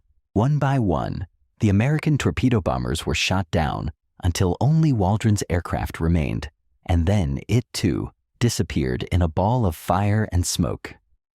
Ensign George Gay, the sole survivor of Torpedo Squadron 8, floated in the ocean just a few hundred yards from the Japanese fleet and watched the destruction of his entire squadron. Gay had been shot down during his attack run, but survived the crash landing. Hidden among floating debris while Japanese ships maneuvered around him, he witnessed the systematic annihilation of American torpedo attacks that claimed the lives of some of the finest aviators in the Navy. The courage of these men, flying to certain death against impossible odds, would inspire generations of naval aviators who followed, but the slaughter wasn't over. Torpedo Squadron 6 from Enterprise arrived just as Waldron's last aircraft was being shot down. Lieutenant Commander Eugene Lindsay led 14 Devastators in another low-level attack that met the same fate as the first. Japanese fighters and anti-aircraft fire destroyed 10 of Lindsay's aircraft, including his own, while the 4 survivors limped back toward their carrier with no hits scored against Japanese ships. The final torpedo attack came from Yorktown's Torpedo Squadron 3, led by Lieutenant Commander Lance Massey. 12 Devastators approached the Japanese fleet from a different direction, hoping to catch defenders off guard and coordinate with dive bombers that were supposed to attack simultaneously. But the dive bombers had been delayed by navigation problems, leaving Massey's squadron to face the full fury of Japanese defenses alone. 10 of the 12 torpedo bombers were shot down, including Massey himself, while the 2 survivors returned to Yorktown with severe damage and no torpedo hits achieved. In less than an hour, 41 American torpedo bombers had attacked the Japanese fleet, and only 6 had returned to their carriers. 35 aircrew were dead or missing, representing some of the most experienced pilots and gunners in the Pacific Fleet. No torpedoes had hit their targets, and Japanese carriers continued operating at full capability while recovering their own aircraft and preparing for counterstrikes. The attacks appeared to be a complete disaster that had accomplished nothing except the destruction of an irreplaceable component of American naval aviation. But here's what makes this story incredible. The sacrifice of the torpedo squadrons had achieved something far more important than physical damage to Japanese ships. For over an hour, Japanese fighters had been pulled down to sea level to attack the slow-moving torpedo bombers, burning fuel and ammunition while losing altitude and formation integrity. Japanese carrier decks were crowded with aircraft being refueled and rearmed, making them vulnerable to attack but unable to launch immediate counterstrikes. Most critically, Japanese combat air patrol was completely out of position when American dive bombers finally arrived over the fleet. The torpedo attacks had also demonstrated something that would prove crucial in the battles ahead. American naval aviators would fly to certain death rather than abandon their mission or their shipmates. Pilots like John Waldron, Eugene Lindsay, and Lance Massey had created the conditions that would allow American dive bombers to achieve the most decisive victory in naval aviation history. As the last surviving torpedo bombers limped away from the Japanese fleet, Admiral Nagumo's carriers began reorganizing their defenses and preparing for the next phase of battle. Japanese pilots were exhausted from sustained combat, and their aircraft needed refueling and rearming before they could launch effective counterattacks. The persistent American attacks had disrupted Japanese timing and forced their carriers to maneuver defensively rather than offensively. Unknown to the Japanese, American dive bombers were already approaching from high altitude, and the sacrifice of the torpedo squadrons was about to be redeemed in the most spectacular fashion imaginable. At approximately 10:22 on June 4th, Lieutenant Commander Wade McCluskey spotted the Japanese fleet spread below him like toys on a blue carpet. McCluskey led 37 SBD Dauntless dive bombers from Enterprise in the attack that would change the course of the Pacific War forever. For nearly an hour, he had searched for the enemy carriers while his aircraft consumed precious fuel, following hunches and instinct when radio navigation failed. Now the entire Japanese fleet lay beneath him, their carriers crowded with aircraft, their fighters out of position at low altitude. The scene below was a dive bomber pilot's dream, 3 Japanese carriers steamed in formation, their flight decks packed with fueled and armed aircraft preparing for launch. Akagi, Nagumo's flagship, was in the center with Kaga to her left and Soryu to her right. The 4th carrier, Hiryu, was several miles away and temporarily hidden by clouds. But 3 fleet carriers represented the greatest target any American pilot had ever seen. McCluskey split his formation, leading half his bombers toward Akagi, while Lieutenant Richard Best led the remainder against Kaga. The dive bomber attack began at approximately 10:24 with precision that seemed almost supernatural. After hours of failed American attacks, McCluskey's Dauntless rolled over into 70-degree dives from 14,000 feet, their pilots aiming for the vulnerable elevators and flight decks where Japanese aircraft sat loaded with fuel and ammunition. Anti-aircraft fire rose to meet them, but the attack was so sudden and unexpected that Japanese gunners had little time to adjust their aim. Lieutenant Dick Best's bomb struck Akagi's flight deck at approximately 10:26, penetrating the wooden planking and exploding in the hangar deck below. The blast ignited aviation gasoline and ammunition from aircraft spotted for launch, starting fires that spread rapidly throughout the carrier. Secondary explosions rocked the ship as fuel tanks and bomb storage areas caught fire, turning Japan's premier aircraft carrier into a blazing inferno within minutes. Admiral Nagumo, standing on Akagi's bridge, watched in horror as his flagship was transformed from the pride of the Imperial Navy into a floating funeral pyre. Simultaneously, McCluskey's other dive bombers were attacking the carrier Kaga with devastating effectiveness. 4 bombs hit the carrier in rapid succession, blasting holes in her flight deck and starting fires that quickly spread out of control. The bombs penetrated to the hangar deck, where they detonated among stored aircraft and fuel supplies. Within minutes, Kaga was burning as fiercely as her sister ship, her damage control parties overwhelmed by the scale of destruction. At almost the same moment, Lieutenant Commander Maxwell Leslie led 17 dive bombers from Yorktown against the carrier Soryu in a perfectly coordinated attack. Leslie's own bomb release mechanism had malfunctioned during the dive, but his pilots achieved multiple hits that sealed Soryu's fate within minutes. The bombs struck the carrier's flight deck and penetrated to the hangar below, starting fires that spread rapidly through the ship. Soryu began listing immediately, as damage control efforts failed to contain the spreading fires and explosions that consumed the vessel. In less than 5 minutes, 3 of Japan's 4 fleet carriers had been mortally wounded by American dive bombers operating with precision that bordered on the miraculous. The timing and coordination of the attacks had been perfect, catching Japanese carriers at their most vulnerable moment with aircraft spotted for launch and minimal fighter protection overhead. Months of training and preparation had culminated in these few minutes of devastating attack that eliminated Japanese naval aviation supremacy in the Pacific. The sacrifice of the torpedo squadrons had not been in vain. Their attacks had created the conditions that allowed the dive bombers to achieve total surprise. Admiral Nagumo, forced to transfer his flag from the burning Akagi to the cruiser Nagara, watched the destruction of his fleet with stunned disbelief. In 5 minutes, the combined fleet had lost 3/4 of its carrier strength and hundreds of irreplaceable aircraft and aircrew. The carriers that had attacked Pearl Harbor, conquered the Dutch East Indies, and dominated the Pacific for 6 months, were now burning wrecks that would never fight again. The plan to eliminate American naval power had backfired catastrophically, eliminating Japanese naval power instead. The 4th Japanese carrier, Hiryu, remained undamaged and immediately began preparing counterstrikes against the American fleet. But the balance of power in the Pacific had shifted permanently in favor of the United States. Japan's naval aviation had been crippled beyond repair, while American industrial capacity would replace the losses sustained at Midway within months.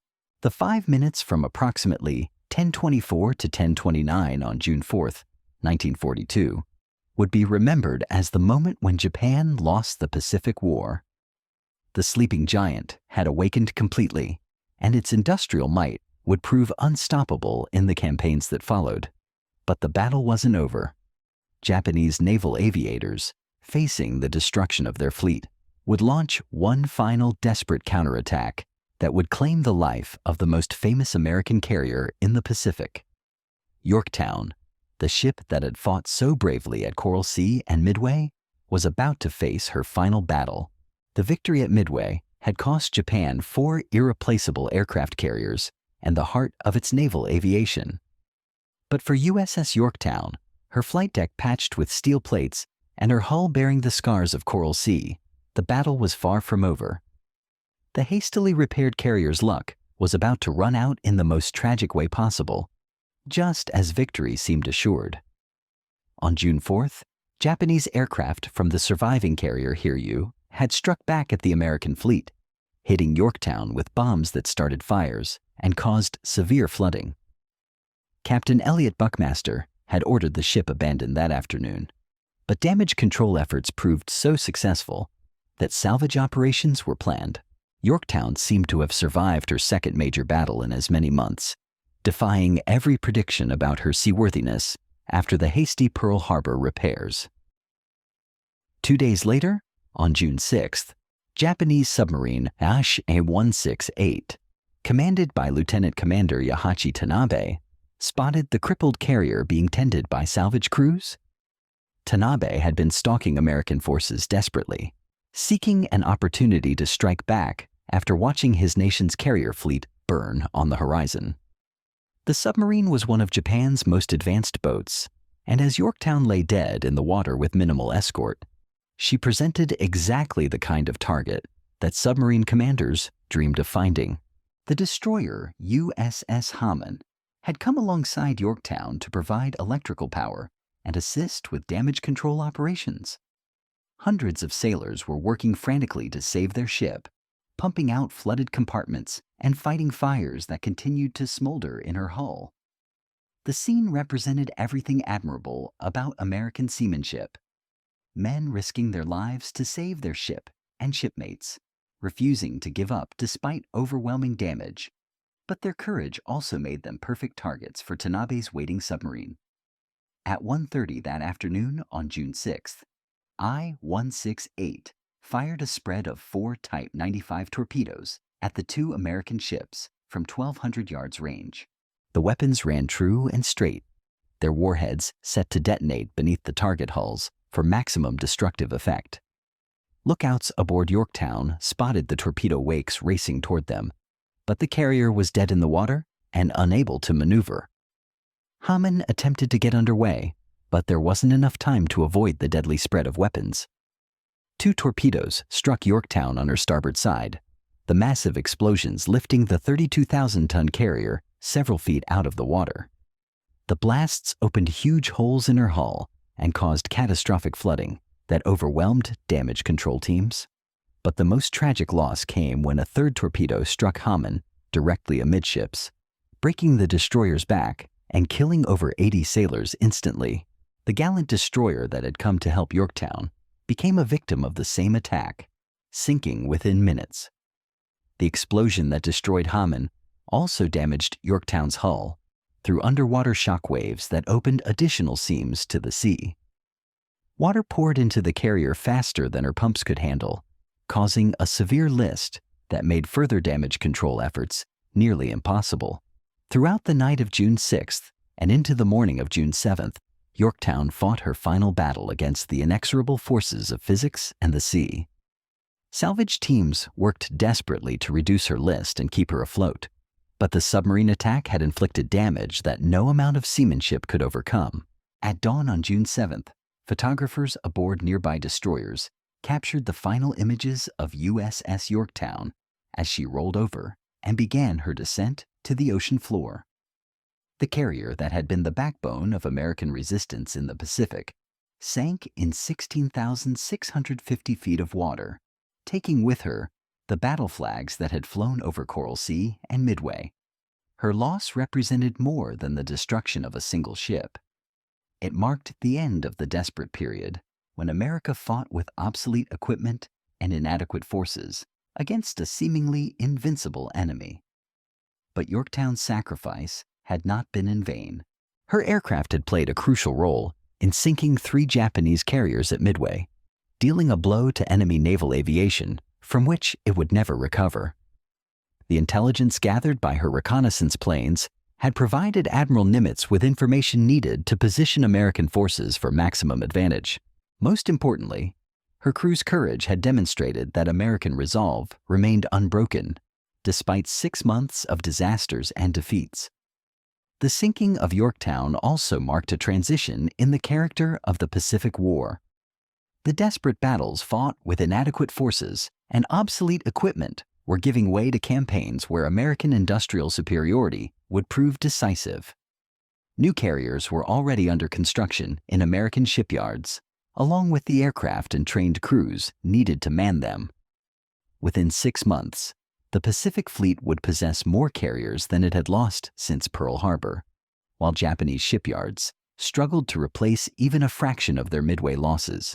As rescue ships searched for survivors from both Yorktown and Hammond, the strategic implications of the Midway victory were already becoming clear to commanders on both sides. Japan had lost not just 4 carriers, but the cream of its naval aviation.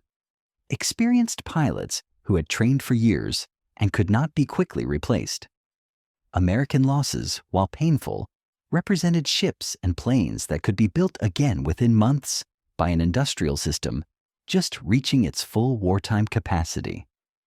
The balance of power in the Pacific had shifted permanently, though the full implications would not become apparent for many months. Yorktown's final battle had ended in defeat, but her overall contribution to American victory was immeasurable. The carrier had bought precious time for American industry to mobilize while proving that Japanese forces were not invincible. Her crews had written new chapters in naval aviation history and demonstrated the courage that would sustain American forces through the long campaigns ahead.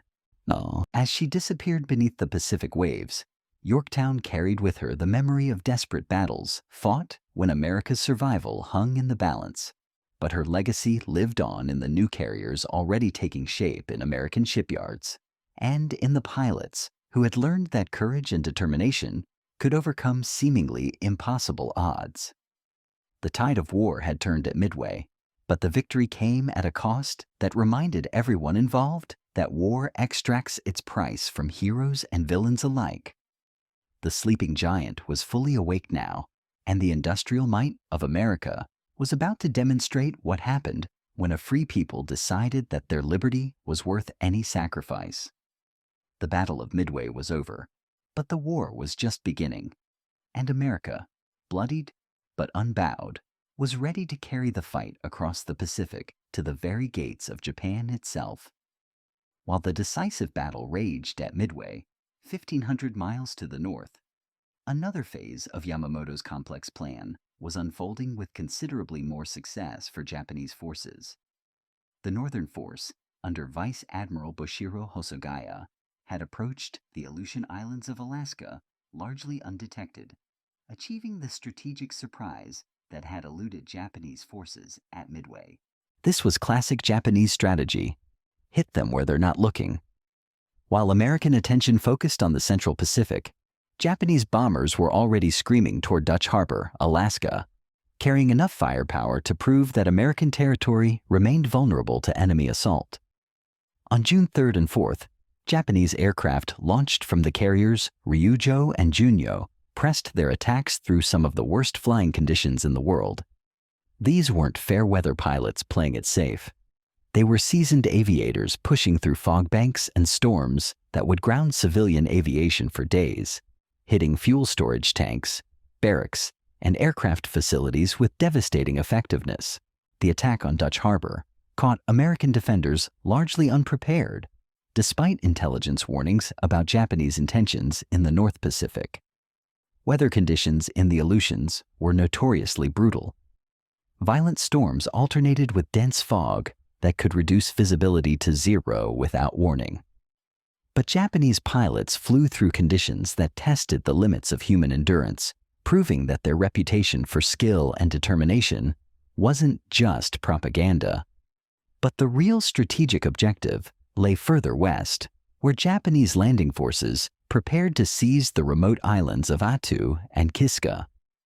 These barren mountainous rocks seemed to offer little military value to outside observers, but Japanese planners understood their potential significance for future operations. Think about the psychology here. Bases in the Aleutians could threaten shipping lanes between the United States and the Soviet Union, while providing staging areas for potential attacks on the American West Coast. More importantly, Japanese occupation of American territory would demonstrate that the United States couldn't protect its own soil from enemy invasion. That last point was crucial. For a nation still reeling from Pearl Harbor, the sight of Japanese flags flying over American soil would be devastating to morale. Roosevelt understood this better than anyone. Every day that Japanese forces occupied American territory was a propaganda victory that undermined confidence in American military capability. On June 7th, Japanese troops landed on Kiska Island, meeting no organized resistance from the small weather station personnel who had no means of defending themselves. The following day, a larger force occupied Attu Island, capturing the entire civilian population of 42 Aleut natives and 2 non-native residents. Here's what makes this particularly tragic. These Alaskan civilians became the only American civilians to be captured and held by enemy forces during World War II. They would endure harsh conditions in Japanese prison camps that would claim several lives before the war ended. Innocent people caught in the crossfire of global conflict, paying the price for decisions made by leaders thousands of miles away. The Japanese occupation of the Aleutian Islands created immediate strategic complications for American military planners already stretched thin across the Pacific. Alaska's defenses had been considered adequate against the limited threat the territory seemed to face, but Japanese bases within bombing range of American cities demanded immediate reinforcement. This was exactly what Yamamoto had hoped for. Force America to divide its attention, scatter its resources, weaken its ability to concentrate overwhelming force at any single point. Troops, aircraft, and ships had to be diverted from other theaters to defend against possible follow-up attacks from the newly established enemy bases. The psychological impact was even greater than the military complications. For the first time since 1812, foreign forces occupied American soil. The newspapers couldn't ignore it. Radio broadcasts couldn't downplay it. Japanese soldiers were living in American territory, building bases, establishing defensive positions, preparing for who knew what kind of follow-up operations. Weather conditions in the Aleutians created unique challenges for both occupation forces and potential liberators. The islands were shrouded in fog for much of the year, with temperatures that rarely rose above freezing and winds that could reach hurricane force without warning. This wasn't tropical paradise warfare. This was survival against nature as much as combat against human enemies. Japanese troops struggled to establish defensive positions on terrain that consisted largely of volcanic rock, tundra, and swamps that froze solid in winter. Supply lines stretching back to Japan were vulnerable to submarine attack and weather delays that could leave garrison forces isolated for weeks at a time. But here's what's remarkable about Japanese military culture. Their engineers persevered with determination that had built bases across the Pacific, gradually transforming these barren islands into potential staging areas for further expansion. Construction equipment and building materials had to be transported across thousands of miles of ocean, then moved ashore on beaches that offered minimal protection from constant storms. American reconnaissance flights revealed that Japanese forces were working frantically to build airfields and defensive installations despite the challenging conditions. These weren't token forces going through the motions. They were serious military units preparing for extended operations in some of the harshest conditions on Earth. The successful Japanese operations in the Aleutians demonstrated that despite the devastating defeat at Midway, the Imperial Navy retained significant offensive capabilities in certain areas. The Northern Force had achieved its objectives while the main fleet suffered catastrophic losses, proving that Japanese naval forces remained formidable opponents when properly concentrated and supported. This partial success would complicate American strategic planning for months to come, forcing continued division of resources between multiple threatened areas. You couldn't ignore Japanese bases in Alaska while fighting major campaigns in the Central and Southwest Pacific. Every decision about force allocation became a balancing act between competing priorities. Planning for the eventual liberation of the Aleutian Islands began immediately, but American commanders faced the same logistical nightmares that challenged Japanese occupation forces. Operating in the North Pacific required specialized equipment, cold weather training, and supply systems capable of functioning in some of the harshest conditions on Earth. The distances involved were staggering. Over 1,000 miles from the nearest major American base to the occupied islands, across waters patrolled by Japanese submarines and swept by storms that could sink unwary vessels. This wasn't island hopping through tropical paradises. This was amphibious warfare in conditions that would test every aspect of American military capability. The Aleutian Campaign also revealed the global scope that the Pacific War was assuming as 1942 progressed. What had begun as a conflict between Japan and the Western powers was now involving territories from Alaska to Australia, creating a theater of operations larger than any in human history. Success in one area didn't guarantee success in others, as the simultaneous victory at Midway and defeat in the Aleutians clearly demonstrated. The war's complexity was increasing rather than decreasing, with each strategic decision creating new challenges and opportunities for both sides. But there's something else the Aleutian occupation revealed about Japanese strategic thinking that would prove crucial in the campaigns ahead. Japan was no longer fighting purely for expansion. They were fighting for survival, trying to create defensive positions that would make American reconquest so costly that Roosevelt might be willing to negotiate rather than pay the price in blood. This shift from offensive to defensive thinking marked a fundamental change in Japanese strategy that would define the remainder of the Pacific War. The empire that had seemed unstoppable just months earlier was now looking for ways to hold what it had, rather than continuing to grab more. American intelligence analysts noted this change with interest. An enemy fighting for survival was more dangerous in some ways than an enemy fighting for conquest. Desperate defenders would fight harder, take greater risks, accept casualties that an offensive-minded force might consider unacceptable. As summer 1942 gave way to autumn, the full implications of the battles fought in those crucial months between April and June began to emerge. Japan's expansion had been halted, but not reversed, while American industrial capacity was just beginning to reach its full potential. The sleeping giant was fully awake now, but the enemy remained dangerous and determined to defend what it had conquered. The battles ahead would be larger, bloodier, and more complex than anything yet seen in the Pacific War. But the foundation for eventual American victory had been laid in those 6 months when desperate courage and superior intelligence had overcome seemingly impossible odds. The Doolittle raid had shattered the myth of Japanese invincibility. The Battle of the Coral Sea had stopped Japanese expansion for the first time since Pearl Harbor. The Battle of Midway had crippled Japanese naval aviation beyond repair. And the Aleutian Campaign had demonstrated that even in defeat, Japan remained a formidable opponent, capable of achieving tactical victories. But something fundamental had changed in the Pacific War during those crucial months. America was no longer fighting just to survive. It was fighting to win, with growing confidence that industrial might, technological superiority, and sheer determination would eventually overcome any enemy, no matter how fanatical or well-prepared. The tide had turned, but the hardest fighting was still ahead.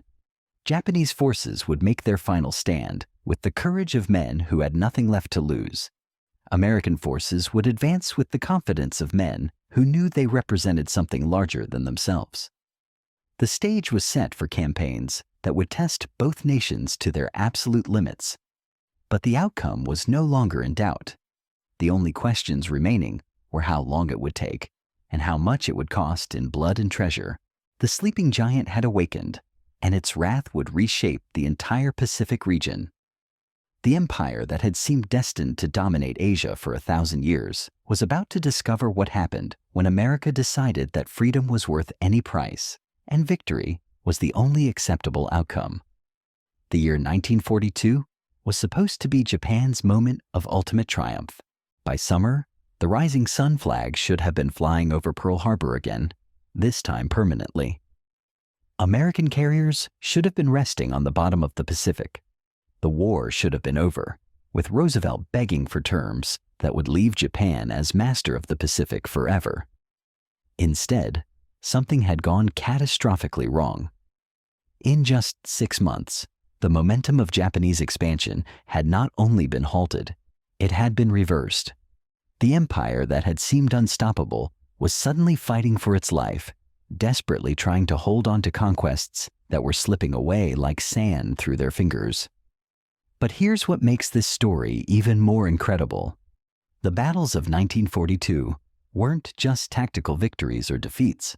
They were psychological earthquakes that shattered fundamental assumptions about power, race, and destiny that had shaped military thinking for generations. When those American dive bombers screamed down on Japanese carriers at Midway, they weren't just sinking ships. They were demolishing an entire worldview. Think about what Japanese military leaders had believed since Pearl Harbor. Western forces couldn't match Japanese fighting spirit. American pilots were soft, spoiled by easy living and democratic weakness. European colonial powers were paper tigers who would crumble at the first sign of real resistance. The Greater East Asia Co-Prosperity Sphere wasn't just propaganda, it was destiny. Every victory had reinforced these beliefs. Singapore's surrender proved British weakness. The Philippines' collapse demonstrated American incompetence. The Dutch East Indies conquest showed European colonial power was hollow. For 6 months, reality had seemed to confirm every racist assumption about Western inferiority that Japanese ideology promoted. Then came April 18th, 1942, and everything changed. When Jimmy Doolittle's bombers appeared over Tokyo, they didn't just drop explosives on Japanese cities. They detonated something far more dangerous to Japanese morale. They proved that Japan wasn't untouchable, that the home islands weren't sacred and inviolable, that American technology and courage could reach anywhere Japanese forces might hide. The physical damage from the Doolittle raid was minimal. 16 bombers carrying 4 bombs each couldn't seriously damage Japan's industrial capacity. But the psychological impact was devastating beyond calculation. If American bombers could reach Tokyo from aircraft carriers, what else might they be capable of? Where else might they strike? How could Japan defend an empire that stretched across half the Pacific if the enemy could appear anywhere, anytime, without warning? Emperor Hirohito's reaction to the bombing revealed just how deeply the raid had shaken Japanese leadership.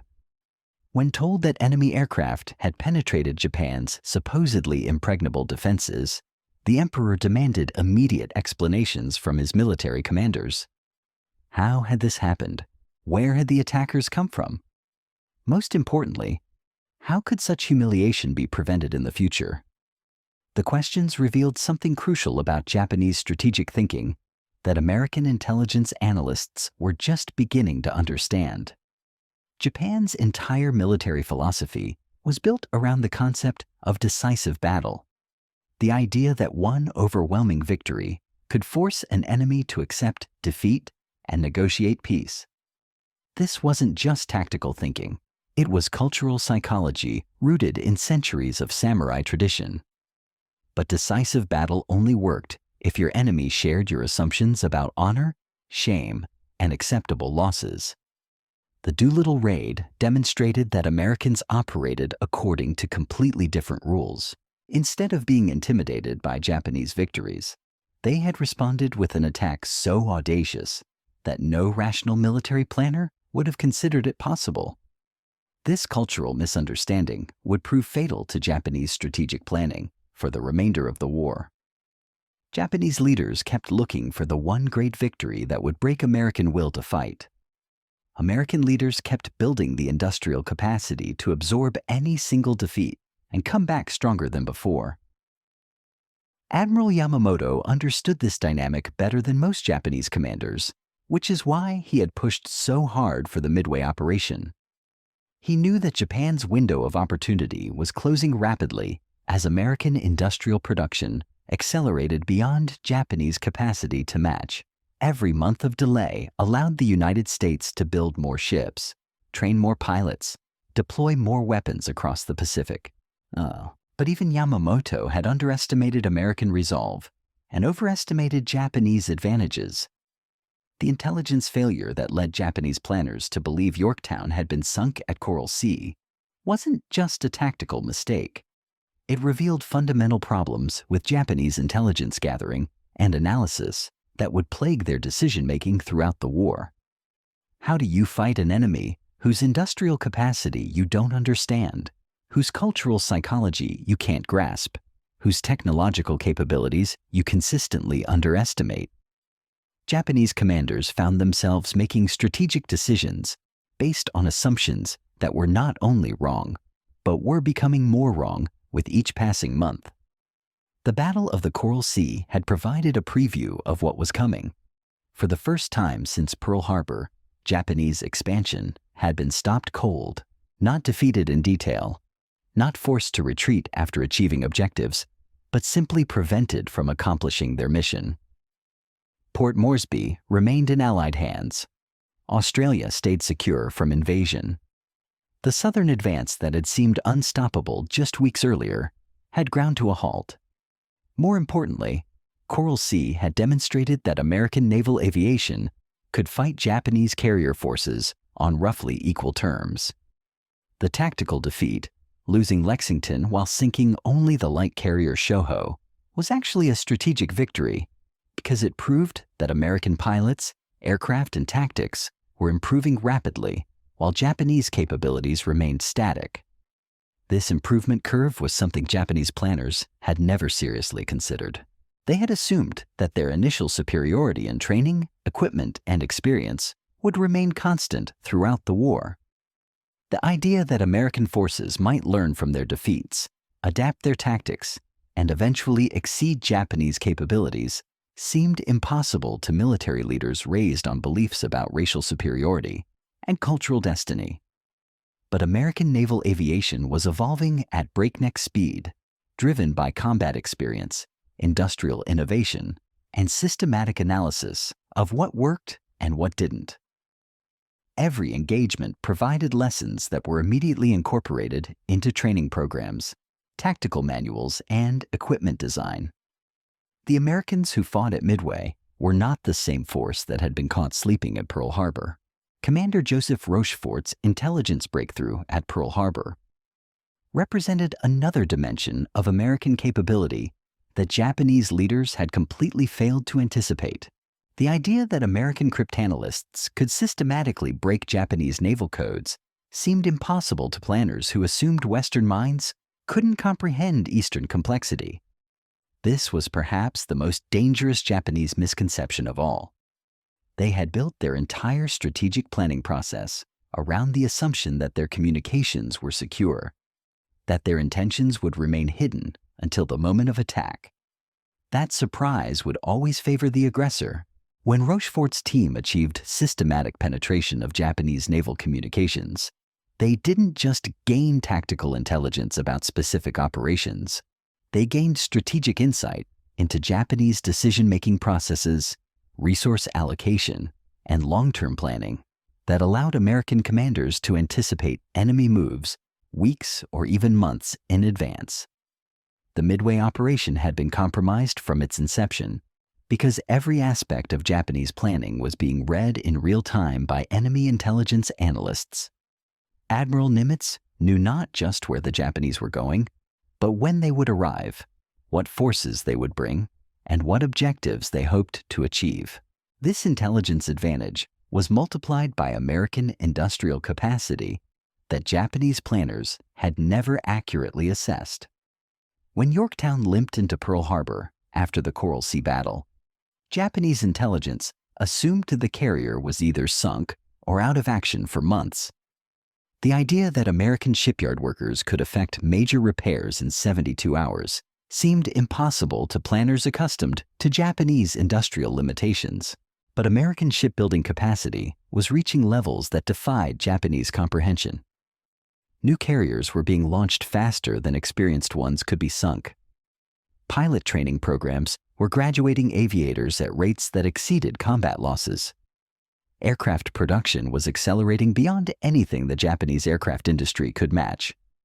The mathematical reality was becoming inescapable. Japan had achieved maximum expansion with forces that could not be significantly reinforced. America was just beginning to deploy industrial capacity that would eventually dwarf anything Japan could produce. The window of Japanese opportunity wasn't just closing, it had already slammed shut. But Japanese military culture made it impossible to acknowledge this reality without admitting that the entire war had been a catastrophic mistake. Bushido tradition demanded that warriors fight to the death rather than accept defeat. The concept of negotiated surrender was literally unthinkable to military leaders who had staked their personal honor and their nation's destiny on achieving total victory. This cultural trap would define Japanese strategic thinking for the remainder of the war. Instead of seeking ways to minimize losses and preserve what could be saved, Japanese commanders would repeatedly gamble everything on increasingly desperate operations designed to achieve the decisive victory that would justify all previous sacrifices. The irony was perfect and terrible. Japan's greatest cultural strength, the willingness to sacrifice everything for victory, had become their greatest strategic weakness. They couldn't stop fighting, even when continuing the war guaranteed their own destruction. American leaders understood this dynamic and were prepared to exploit it ruthlessly. Roosevelt and his commanders knew that Japan would never surrender voluntarily, no matter how hopeless their situation became. The only way to end the war was to destroy Japanese military capabilities so completely that resistance became physically impossible. This understanding would shape American strategy for the next 3 years. Instead of seeking quick victories that might allow Japan to negotiate from a position of strength, American forces would systematically destroy Japanese bases, sink Japanese ships, and eliminate Japanese aircraft until the enemy had no choice but unconditional surrender. The battles of 1942 had established the framework for this strategy. American intelligence could penetrate Japanese planning. American industry could replace losses faster than they occurred. American forces could learn from defeats and adapt their tactics. Most importantly, American culture could sustain the long grinding campaign that would be necessary to achieve total victory. Japan had awakened a sleeping giant, but they had also created an enemy that would never stop fighting until Japanese militarism was completely destroyed. The empire that had seemed destined for greatness was about to discover what happened when industrial democracy decided that freedom was worth any price. The tide had turned in those crucial 6 months of 1942, but the hardest fighting was still ahead. Japanese forces would make their final stands with the desperate courage of men who had nothing left to lose. American forces would advance with the growing confidence of men who knew they represented something larger than themselves. But the outcome was no longer in doubt. The only questions remaining were how long it would take and how much it would cost in blood and treasure. The sleeping giant was fully awake now, and its industrial wrath would reshape the entire Pacific forever. The numbers tell the story with brutal clarity. Of the 264 aircraft that Japan sent to attack Midway on June 4th, 150 never returned to their carriers. But it wasn't just the planes that mattered. It was the pilots. Lieutenant Commander Mitsuo Fuchida, who had led the Pearl Harbor attack just 6 months earlier, was supposed to command the Midway strike, but appendicitis had grounded him aboard Akagi, where he watched helplessly as his fellow aviators flew off to what many suspected might be their final mission. These weren't rookie pilots flying their first combat sorties. These were veterans with thousands of hours of flight time, men who had perfected their skills during years of war in China, pilots who had participated in every major Japanese victory since Pearl Harbor. When they died in the burning wreckage of their aircraft, Japan lost something that couldn't be replaced by any factory or training program. Here's what makes the Japanese pilot shortage so devastating. American flight training programs were graduating over 10,000 new aviators every month by mid-1942. Japanese programs were producing fewer than 1,000. But the real difference wasn't in quantity, it was in philosophy. American training emphasized building large numbers of competent pilots who could be quickly integrated into combat units. If you could fly safely and follow orders, you could learn advanced tactics through experience. Japanese training demanded perfection from day one. Every pilot had to master every aspect of his aircraft before being considered combat ready. This perfectionist approach had created the finest naval aviators in the world during peacetime, but it was a disaster during wartime, when losses mounted faster than replacements could be trained. Japanese commanders found themselves facing an impossible choice: lower training standards and accept higher casualty rates, or maintain quality while watching squadron strength dwindle toward zero. They chose quality, which meant that Japanese naval aviation would never recover from the losses sustained at Midway. Every experienced pilot killed was irreplaceable. Every squadron that lost its veterans had to be rebuilt from scratch with rookies who lacked the combat experience that had made Japanese carrier aviation so formidable. But there was something even more devastating than pilot losses happening to Japanese naval aviation. The institutional knowledge that had made their tactics so effective was disappearing along with the men who had developed it. Think about what this means in practical terms. The coordinated dive bomber and torpedo attacks that had devastated Pearl Harbor required split-second timing between different types of aircraft approaching from multiple directions. This wasn't something you could learn from a manual or pick up during training exercises. It required months of practice by crews who understood each other's capabilities and limitations. When those experienced crews died at Midway, they took with them the accumulated wisdom of years of combat operations. The rookie replacements might be brave and technically competent, but they lacked the intuitive understanding of carrier warfare that could only come from surviving dozens of previous engagements. American naval aviation was moving in the opposite direction. Every battle provided lessons that were immediately incorporated into training programs and tactical manuals. Pilots who survived combat operations became instructors who passed their knowledge to the next generation of aviators. Instead of losing institutional knowledge, American forces were building it systematically. The contrast became apparent in the months following Midway. American carrier operations grew more sophisticated and effective with each engagement. Japanese carrier operations became increasingly desperate and uncoordinated as inexperienced crews struggled with missions that veterans had once executed flawlessly. Admiral Nimitz understood this dynamic and was determined to exploit it ruthlessly. Instead of giving Japanese forces time to rebuild their strength, American operations would maintain constant pressure that prevented the enemy from recovering from their losses. But Nimitz also understood that victory at Midway was just the beginning of a much longer campaign. Japanese forces still controlled territory spanning millions of square miles. They still possessed formidable defensive capabilities. Most importantly, they still retained the will to fight with desperate determination that would make every subsequent battle more costly than the last. The challenge facing American planners was how to maintain the momentum gained at Midway while preparing for campaigns that would be larger and more complex than anything attempted during the war so far. The easy victories were over. From now on, every advance would require careful planning, massive resources, and acceptance of casualties that would test American resolve. Japanese commanders faced the opposite challenge. How do you defend an overextended empire with forces that are growing weaker while your enemy grows stronger?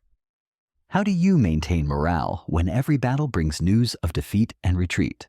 Most critically, how do you convince your own people that the war is still winnable when the evidence suggests otherwise?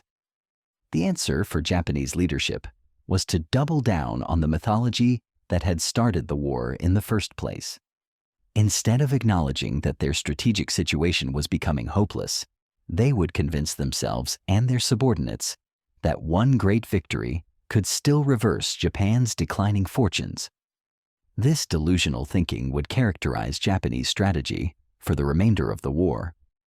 Instead of seeking ways to minimize losses and preserve what could be saved, commanders would repeatedly gamble everything on desperate operations designed to achieve decisive victories that became less likely with each passing month.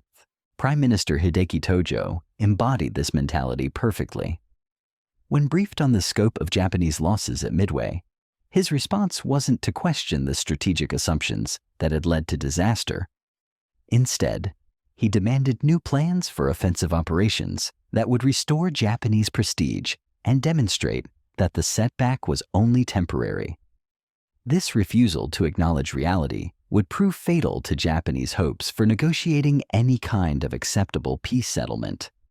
As long as Japanese leaders believed they could still win decisive victories, they would continue fighting long past the point where rational calculations suggested that surrender was the only way to prevent total national destruction. American leaders recognized this Japanese psychological trap and were prepared to exploit it systematically. Roosevelt understood that Japan would never surrender voluntarily, no matter how hopeless their military situation became. The only way to end the war was to destroy Japanese capabilities so completely that continued resistance became impossible. This understanding shaped American strategic planning for the campaigns that would follow. Instead of seeking quick victories that might allow Japan to negotiate from a position of strength, American forces would systematically eliminate Japanese bases, sink Japanese ships, and destroy Japanese aircraft until the enemy had no choice but unconditional surrender. The industrial capacity to sustain this strategy was already becoming apparent by late 1942.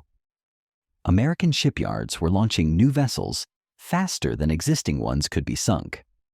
Aircraft factories were producing planes at rates that exceeded combat losses by massive margins.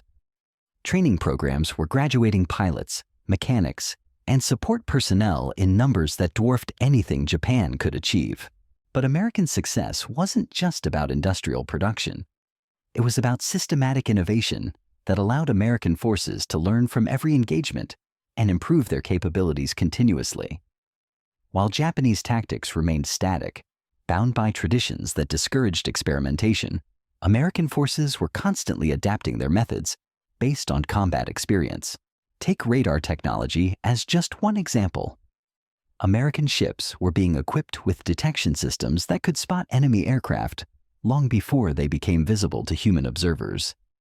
This advance warning allowed defensive preparations that reduced the effectiveness of Japanese air attacks while improving the accuracy of American anti-aircraft fire. Japanese forces were still relying primarily on visual observation for early warning, which meant their ships were vulnerable to surprise attacks that American vessels could detect and prepare for. The technological gap was widening with each passing month as American research and development programs produced innovations faster than Japanese intelligence could identify and counter them. Communication systems told the same story. American forces were developing secure radio networks that allowed coordination between widely separated units while preventing enemy interception. Japanese communications remained vulnerable to American cryptanalysis, which meant that Japanese planning was often known to enemy commanders before it was fully implemented. The cumulative effect of these technological and organizational advantages was becoming overwhelming. American forces were fighting with better intelligence, superior equipment, more effective tactics, and growing confidence in their ultimate victory. Japanese forces were fighting with outdated equipment, compromised communications, declining capabilities, and growing awareness that their situation was deteriorating rapidly. But perhaps the most important advantage American forces possessed was something that couldn't be measured in tonnage of ships or numbers of aircraft. They were fighting for something they believed in, defending principles they considered worth any sacrifice, advancing a vision of the future that inspired rather than intimidated. Japanese propaganda had promised Asian liberation from Western imperialism, but the reality of Japanese occupation had proven to be brutal exploitation that turned potential allies into determined enemies. The Greater East Asia Co-Prosperity Sphere had become a hollow slogan that convinced nobody, not even many Japanese soldiers who witnessed the reality of their nation's colonial policies. American forces, by contrast, were fighting to restore freedom to peoples who had been conquered by aggressive militarism. They represented democratic values, individual liberty, and national self-determination that appealed to oppressed populations throughout the Pacific region. This wasn't just military conquest. It was liberation that would be welcomed by millions of people suffering under Japanese rule. The psychological impact of this moral clarity would prove crucial in the campaigns ahead. American forces would advance with the confidence of men who knew they were fighting for something larger than themselves. Japanese forces would retreat with the growing realization that they were defending an empire built on lies and sustained by brutality.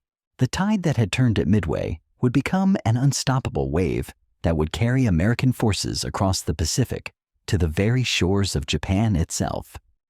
The sleeping giant was fully awake now, and its industrial wrath would reshape the entire region in ways that would echo through generations. But first, there would be battles that would test both sides to their absolute limits. The Japanese Empire might be doomed, but it would not go quietly into history. The final campaigns of the Pacific War would demonstrate what happened when desperate courage met overwhelming industrial might, when ancient traditions of honor confronted modern realities of total war. The stage was set for confrontations that would dwarf everything that had come before. The battles of 1942 had been just the opening act of a drama that would consume nations and reshape continents. Victory was no longer in doubt, but the price of that victory remained to be calculated in blood, treasure, and human suffering on a scale that would challenge every assumption about what civilized nations were willing to endure in pursuit of their goals. The year 1942 was ending, but its legacy would define everything that followed. America had struck back with devastating effectiveness, proving that democratic industrial power could overcome any enemy when properly mobilized and intelligently directed. The question now was whether that power would be sufficient to end the war before its costs became unbearable for all concerned. The numbers from 1942 tell a story that defies belief. In 6 months, America had transformed from a wounded giant, nursing its Pearl Harbor scars, into an industrial juggernaut that would reshape the entire Pacific. But here's what makes this transformation so incredible. It wasn't just about building more ships or training more pilots. It was about fundamentally reimagining what modern warfare could become. Think about this for a moment. At the beginning of 1942, American naval doctrine was still built around battleship engagements, massive gun duels between opposing fleets that would decide control of the seas through raw fire aviation had made those floating fortresses as obsolete as wooden power. By the end of the year, carrier sailing ships. The psychological shift was even more dramatic than the technological one. American commanders who had spent their entire careers preparing for one type of warfare suddenly found themselves pioneering completely new forms of combat. Admiral Spruance, who had commanded battleships for decades, was now directing carrier task forces across thousands of miles of open ocean, using tactics that were being invented in real time. But it wasn't just American thinking that had to evolve. The entire global understanding of naval power was being rewritten by events in the Pacific. British naval officers, raised on centuries of tradition about controlling sea lanes through surface ships, watched in amazement as American carriers projected force across distances that would have been impossible for conventional fleets. Soviet naval commanders, focused on coastal defense and submarine warfare, suddenly realized they were witnessing the birth of a new form of maritime supremacy that could influence events thousands of miles from home ports. Even neutral nations began reassessing their own naval capabilities as news of Pacific battles demonstrated that old assumptions about naval warfare were crumbling. The ripple effects extended far beyond military circles. American industrial leaders found themselves managing production programs that dwarfed anything attempted during peacetime. Henry Kaiser's shipyards were launching Liberty ships in weeks rather than months, proving that mass production techniques could be applied to the most complex military equipment. Aircraft manufacturers like Grumman and Douglas were redesigning their entire production processes to meet military requirements that seemed to increase every month. The F-6F Hellcat that would dominate Pacific skies was still on drawing boards, but American engineers were already incorporating lessons learned from combat reports flowing back from the front lines. What made this industrial transformation so remarkable was its speed and scope. Factories that had been producing automobiles in January were rolling out tanks by June. Plants that manufactured household appliances were suddenly turning out aircraft engines. The entire American economy was being converted to military production with an efficiency that amazed even the planners who had designed the process. But the human element of this transformation was equally impressive. Millions of Americans who had never seen the ocean were suddenly learning naval terminology, studying Pacific geography, and following battle reports with the intensity of professional military analysts. The war had become personal, foreign conflicts had never achieved. Women entire nation in ways that previous entered the workforce in unprecedented numbers, taking over jobs that had been exclusively male domains for generations. Rosie the Riveter wasn't just a propaganda symbol. She represented a fundamental shift in American society that would outlast the war itself. The industrial capacity that would win the Pacific War was being built by workers who understood that their personal sacrifice was directly connected to victory or defeat. Training programs expanded beyond anything previously imagined. Flight schools that had graduated hundreds of pilots annually were suddenly turning out thousands. Naval academies compressed four-year programs into intensive courses that prepared officers for responsibilities they would have taken decades to achieve during peacetime.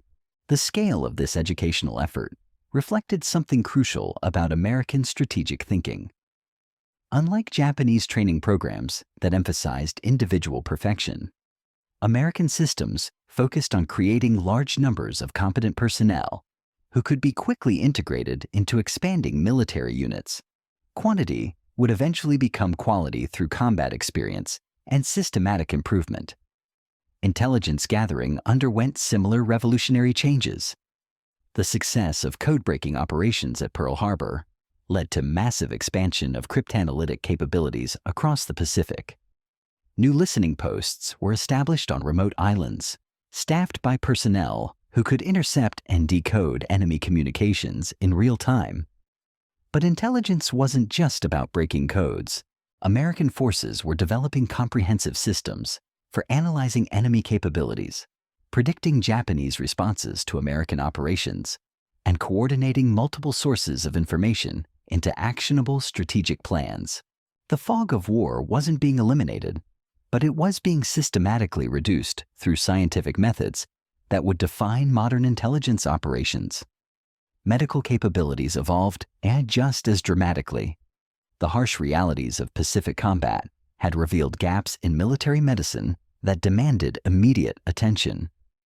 Blood plasma programs, surgical techniques for treating combat wounds, and evacuation procedures for wounded personnel all underwent rapid development, driven by urgent battlefield requirements.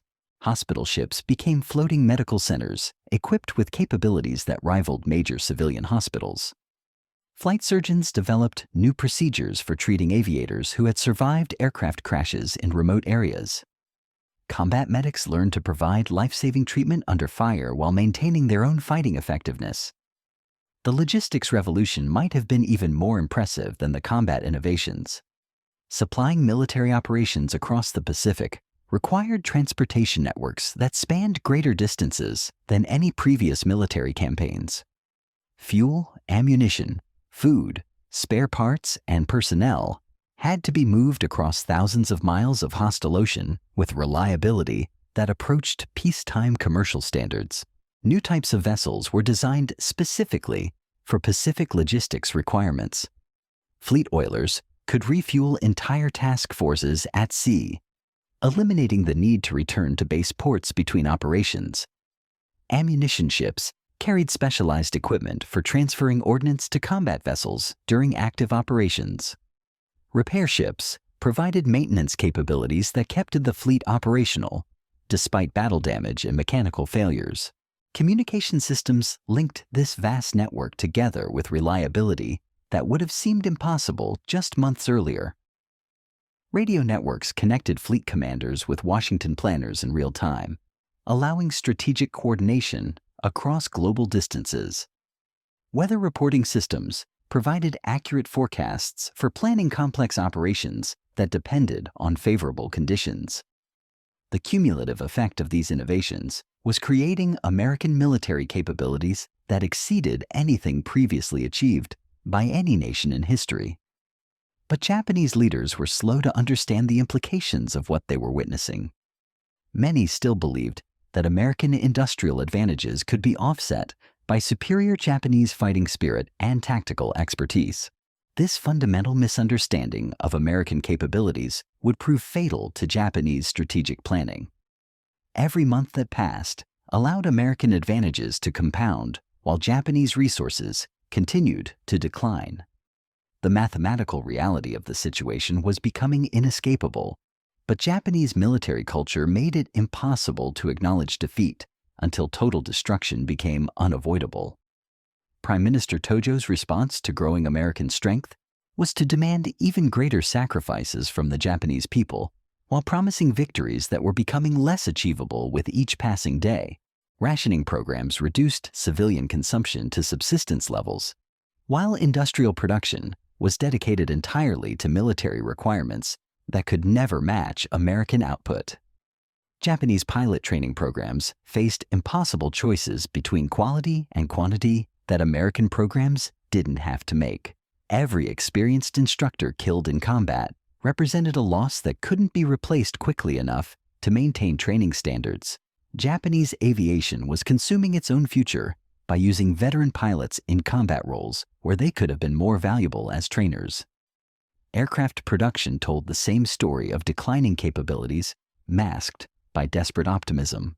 Japanese factories were producing planes with increasingly inferior materials and equipment, while American aircraft incorporated technological improvements that widened the performance gap with each new model.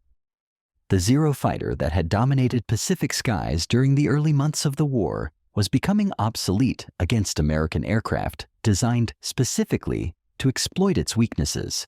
Japanese designers understood the problem, but lacked the industrial capacity to develop and produce superior replacements quickly enough to affect the war's outcome. Fuel shortages were becoming critical for Japanese military operations. The synthetic fuel programs that were supposed to replace petroleum imports were producing quantities far below requirements while consuming resources desperately needed for other military purposes. Japanese aircraft were operating with fuel rationing that reduced training time and limited operational effectiveness. But perhaps the most devastating shortage facing Japanese forces was inexperienced leadership. Officers who understood complex military operations were being killed faster than they could be replaced by personnel with adequate training. Staff work that had once been performed by career professionals was being handled by hastily promoted individuals who lacked the experience needed for their responsibilities. This leadership crisis extended beyond individual competence to institutional memory that was disappearing along with the officers who possessed it. Tactical innovations that had made Japanese forces so effective during the early war were being forgotten as the personnel who had developed them were killed or transferred to other duties. American forces were experiencing the opposite trend. Combat experience was being systematically analyzed and incorporated into training programs that improved the capabilities of new personnel while preserving the lessons learned from previous engagements. Instead of losing institutional knowledge, American military organizations were building it at an accelerating pace. The contrast was becoming apparent in every aspect of military operations. American planning was becoming more sophisticated and effective, while Japanese planning was becoming increasingly desperate and unrealistic. American logistics were becoming more reliable, while Japanese supply systems were breaking down under pressure they couldn't handle. Most importantly, American morale was rising with each victory, while Japanese morale was declining with each defeat. The psychological momentum that had favored Japan during the early months of the war was now working in favor of American forces who could see that time was on their side. Roosevelt understood this dynamic and was determined to maintain pressure that would prevent Japanese forces from recovering their balance. Instead of allowing breathing space that might permit enemy reorganization, American operations would continue at a pace that exhausted Japanese capabilities while building American strength.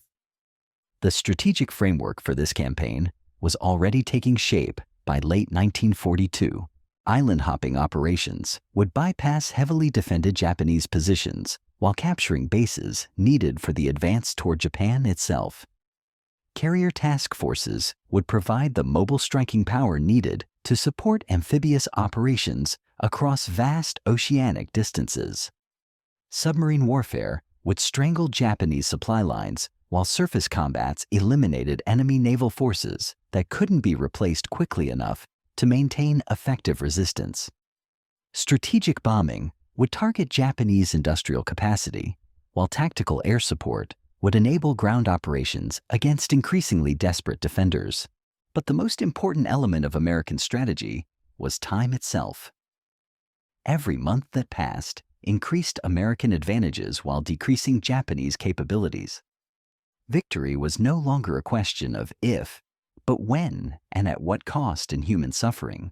Japanese leaders were beginning to understand this reality, even if they couldn't publicly acknowledge it. Private conversations among senior officers revealed growing awareness that the war could no longer be won through conventional military means. Some began discussing desperate measures that might force American negotiation, rather than accepting unconditional surrender. These discussions would lead to increasingly extreme Japanese tactics as the war progressed. Kamikaze attacks, last-stand defenses, and civilian militarization all reflected growing desperation rather than strength. The empire that had seemed destined for greatness was beginning its transformation into a nation willing to sacrifice everything rather than admit defeat.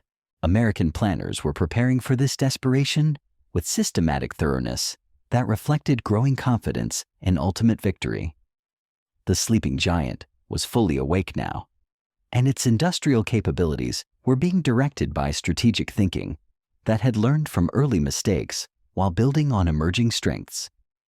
The year 1942 was ending with American forces poised for campaigns that would dwarf everything accomplished so far. The battles ahead would be larger, more complex, and more costly than anything yet seen in the Pacific War. But the foundation for victory had been established through 6 months of combat that had transformed American military capabilities while revealing fatal flaws in Japanese strategic thinking. The tide had turned permanently in favor of democratic industrial power. Guided by strategic intelligence and sustained by popular determination that would accept no outcome except total victory. The question now was whether American resolve would prove sufficient for the campaigns ahead, and whether the costs of victory would be acceptable to a nation that was just beginning to understand the full scope of the struggle it had undertaken. The stage was set for confrontations that would test both nations to their absolute limits while determining the future balance of power across the entire Pacific region. The sleeping giant had awakened with a vengeance that would reshape the world. So, there you have it. 6 months that changed everything. From the ashes of Pearl Harbor to the triumph at Midway, from the impossible raid on Tokyo to the desperate battles in the Coral Sea. America didn't just strike back in 1942.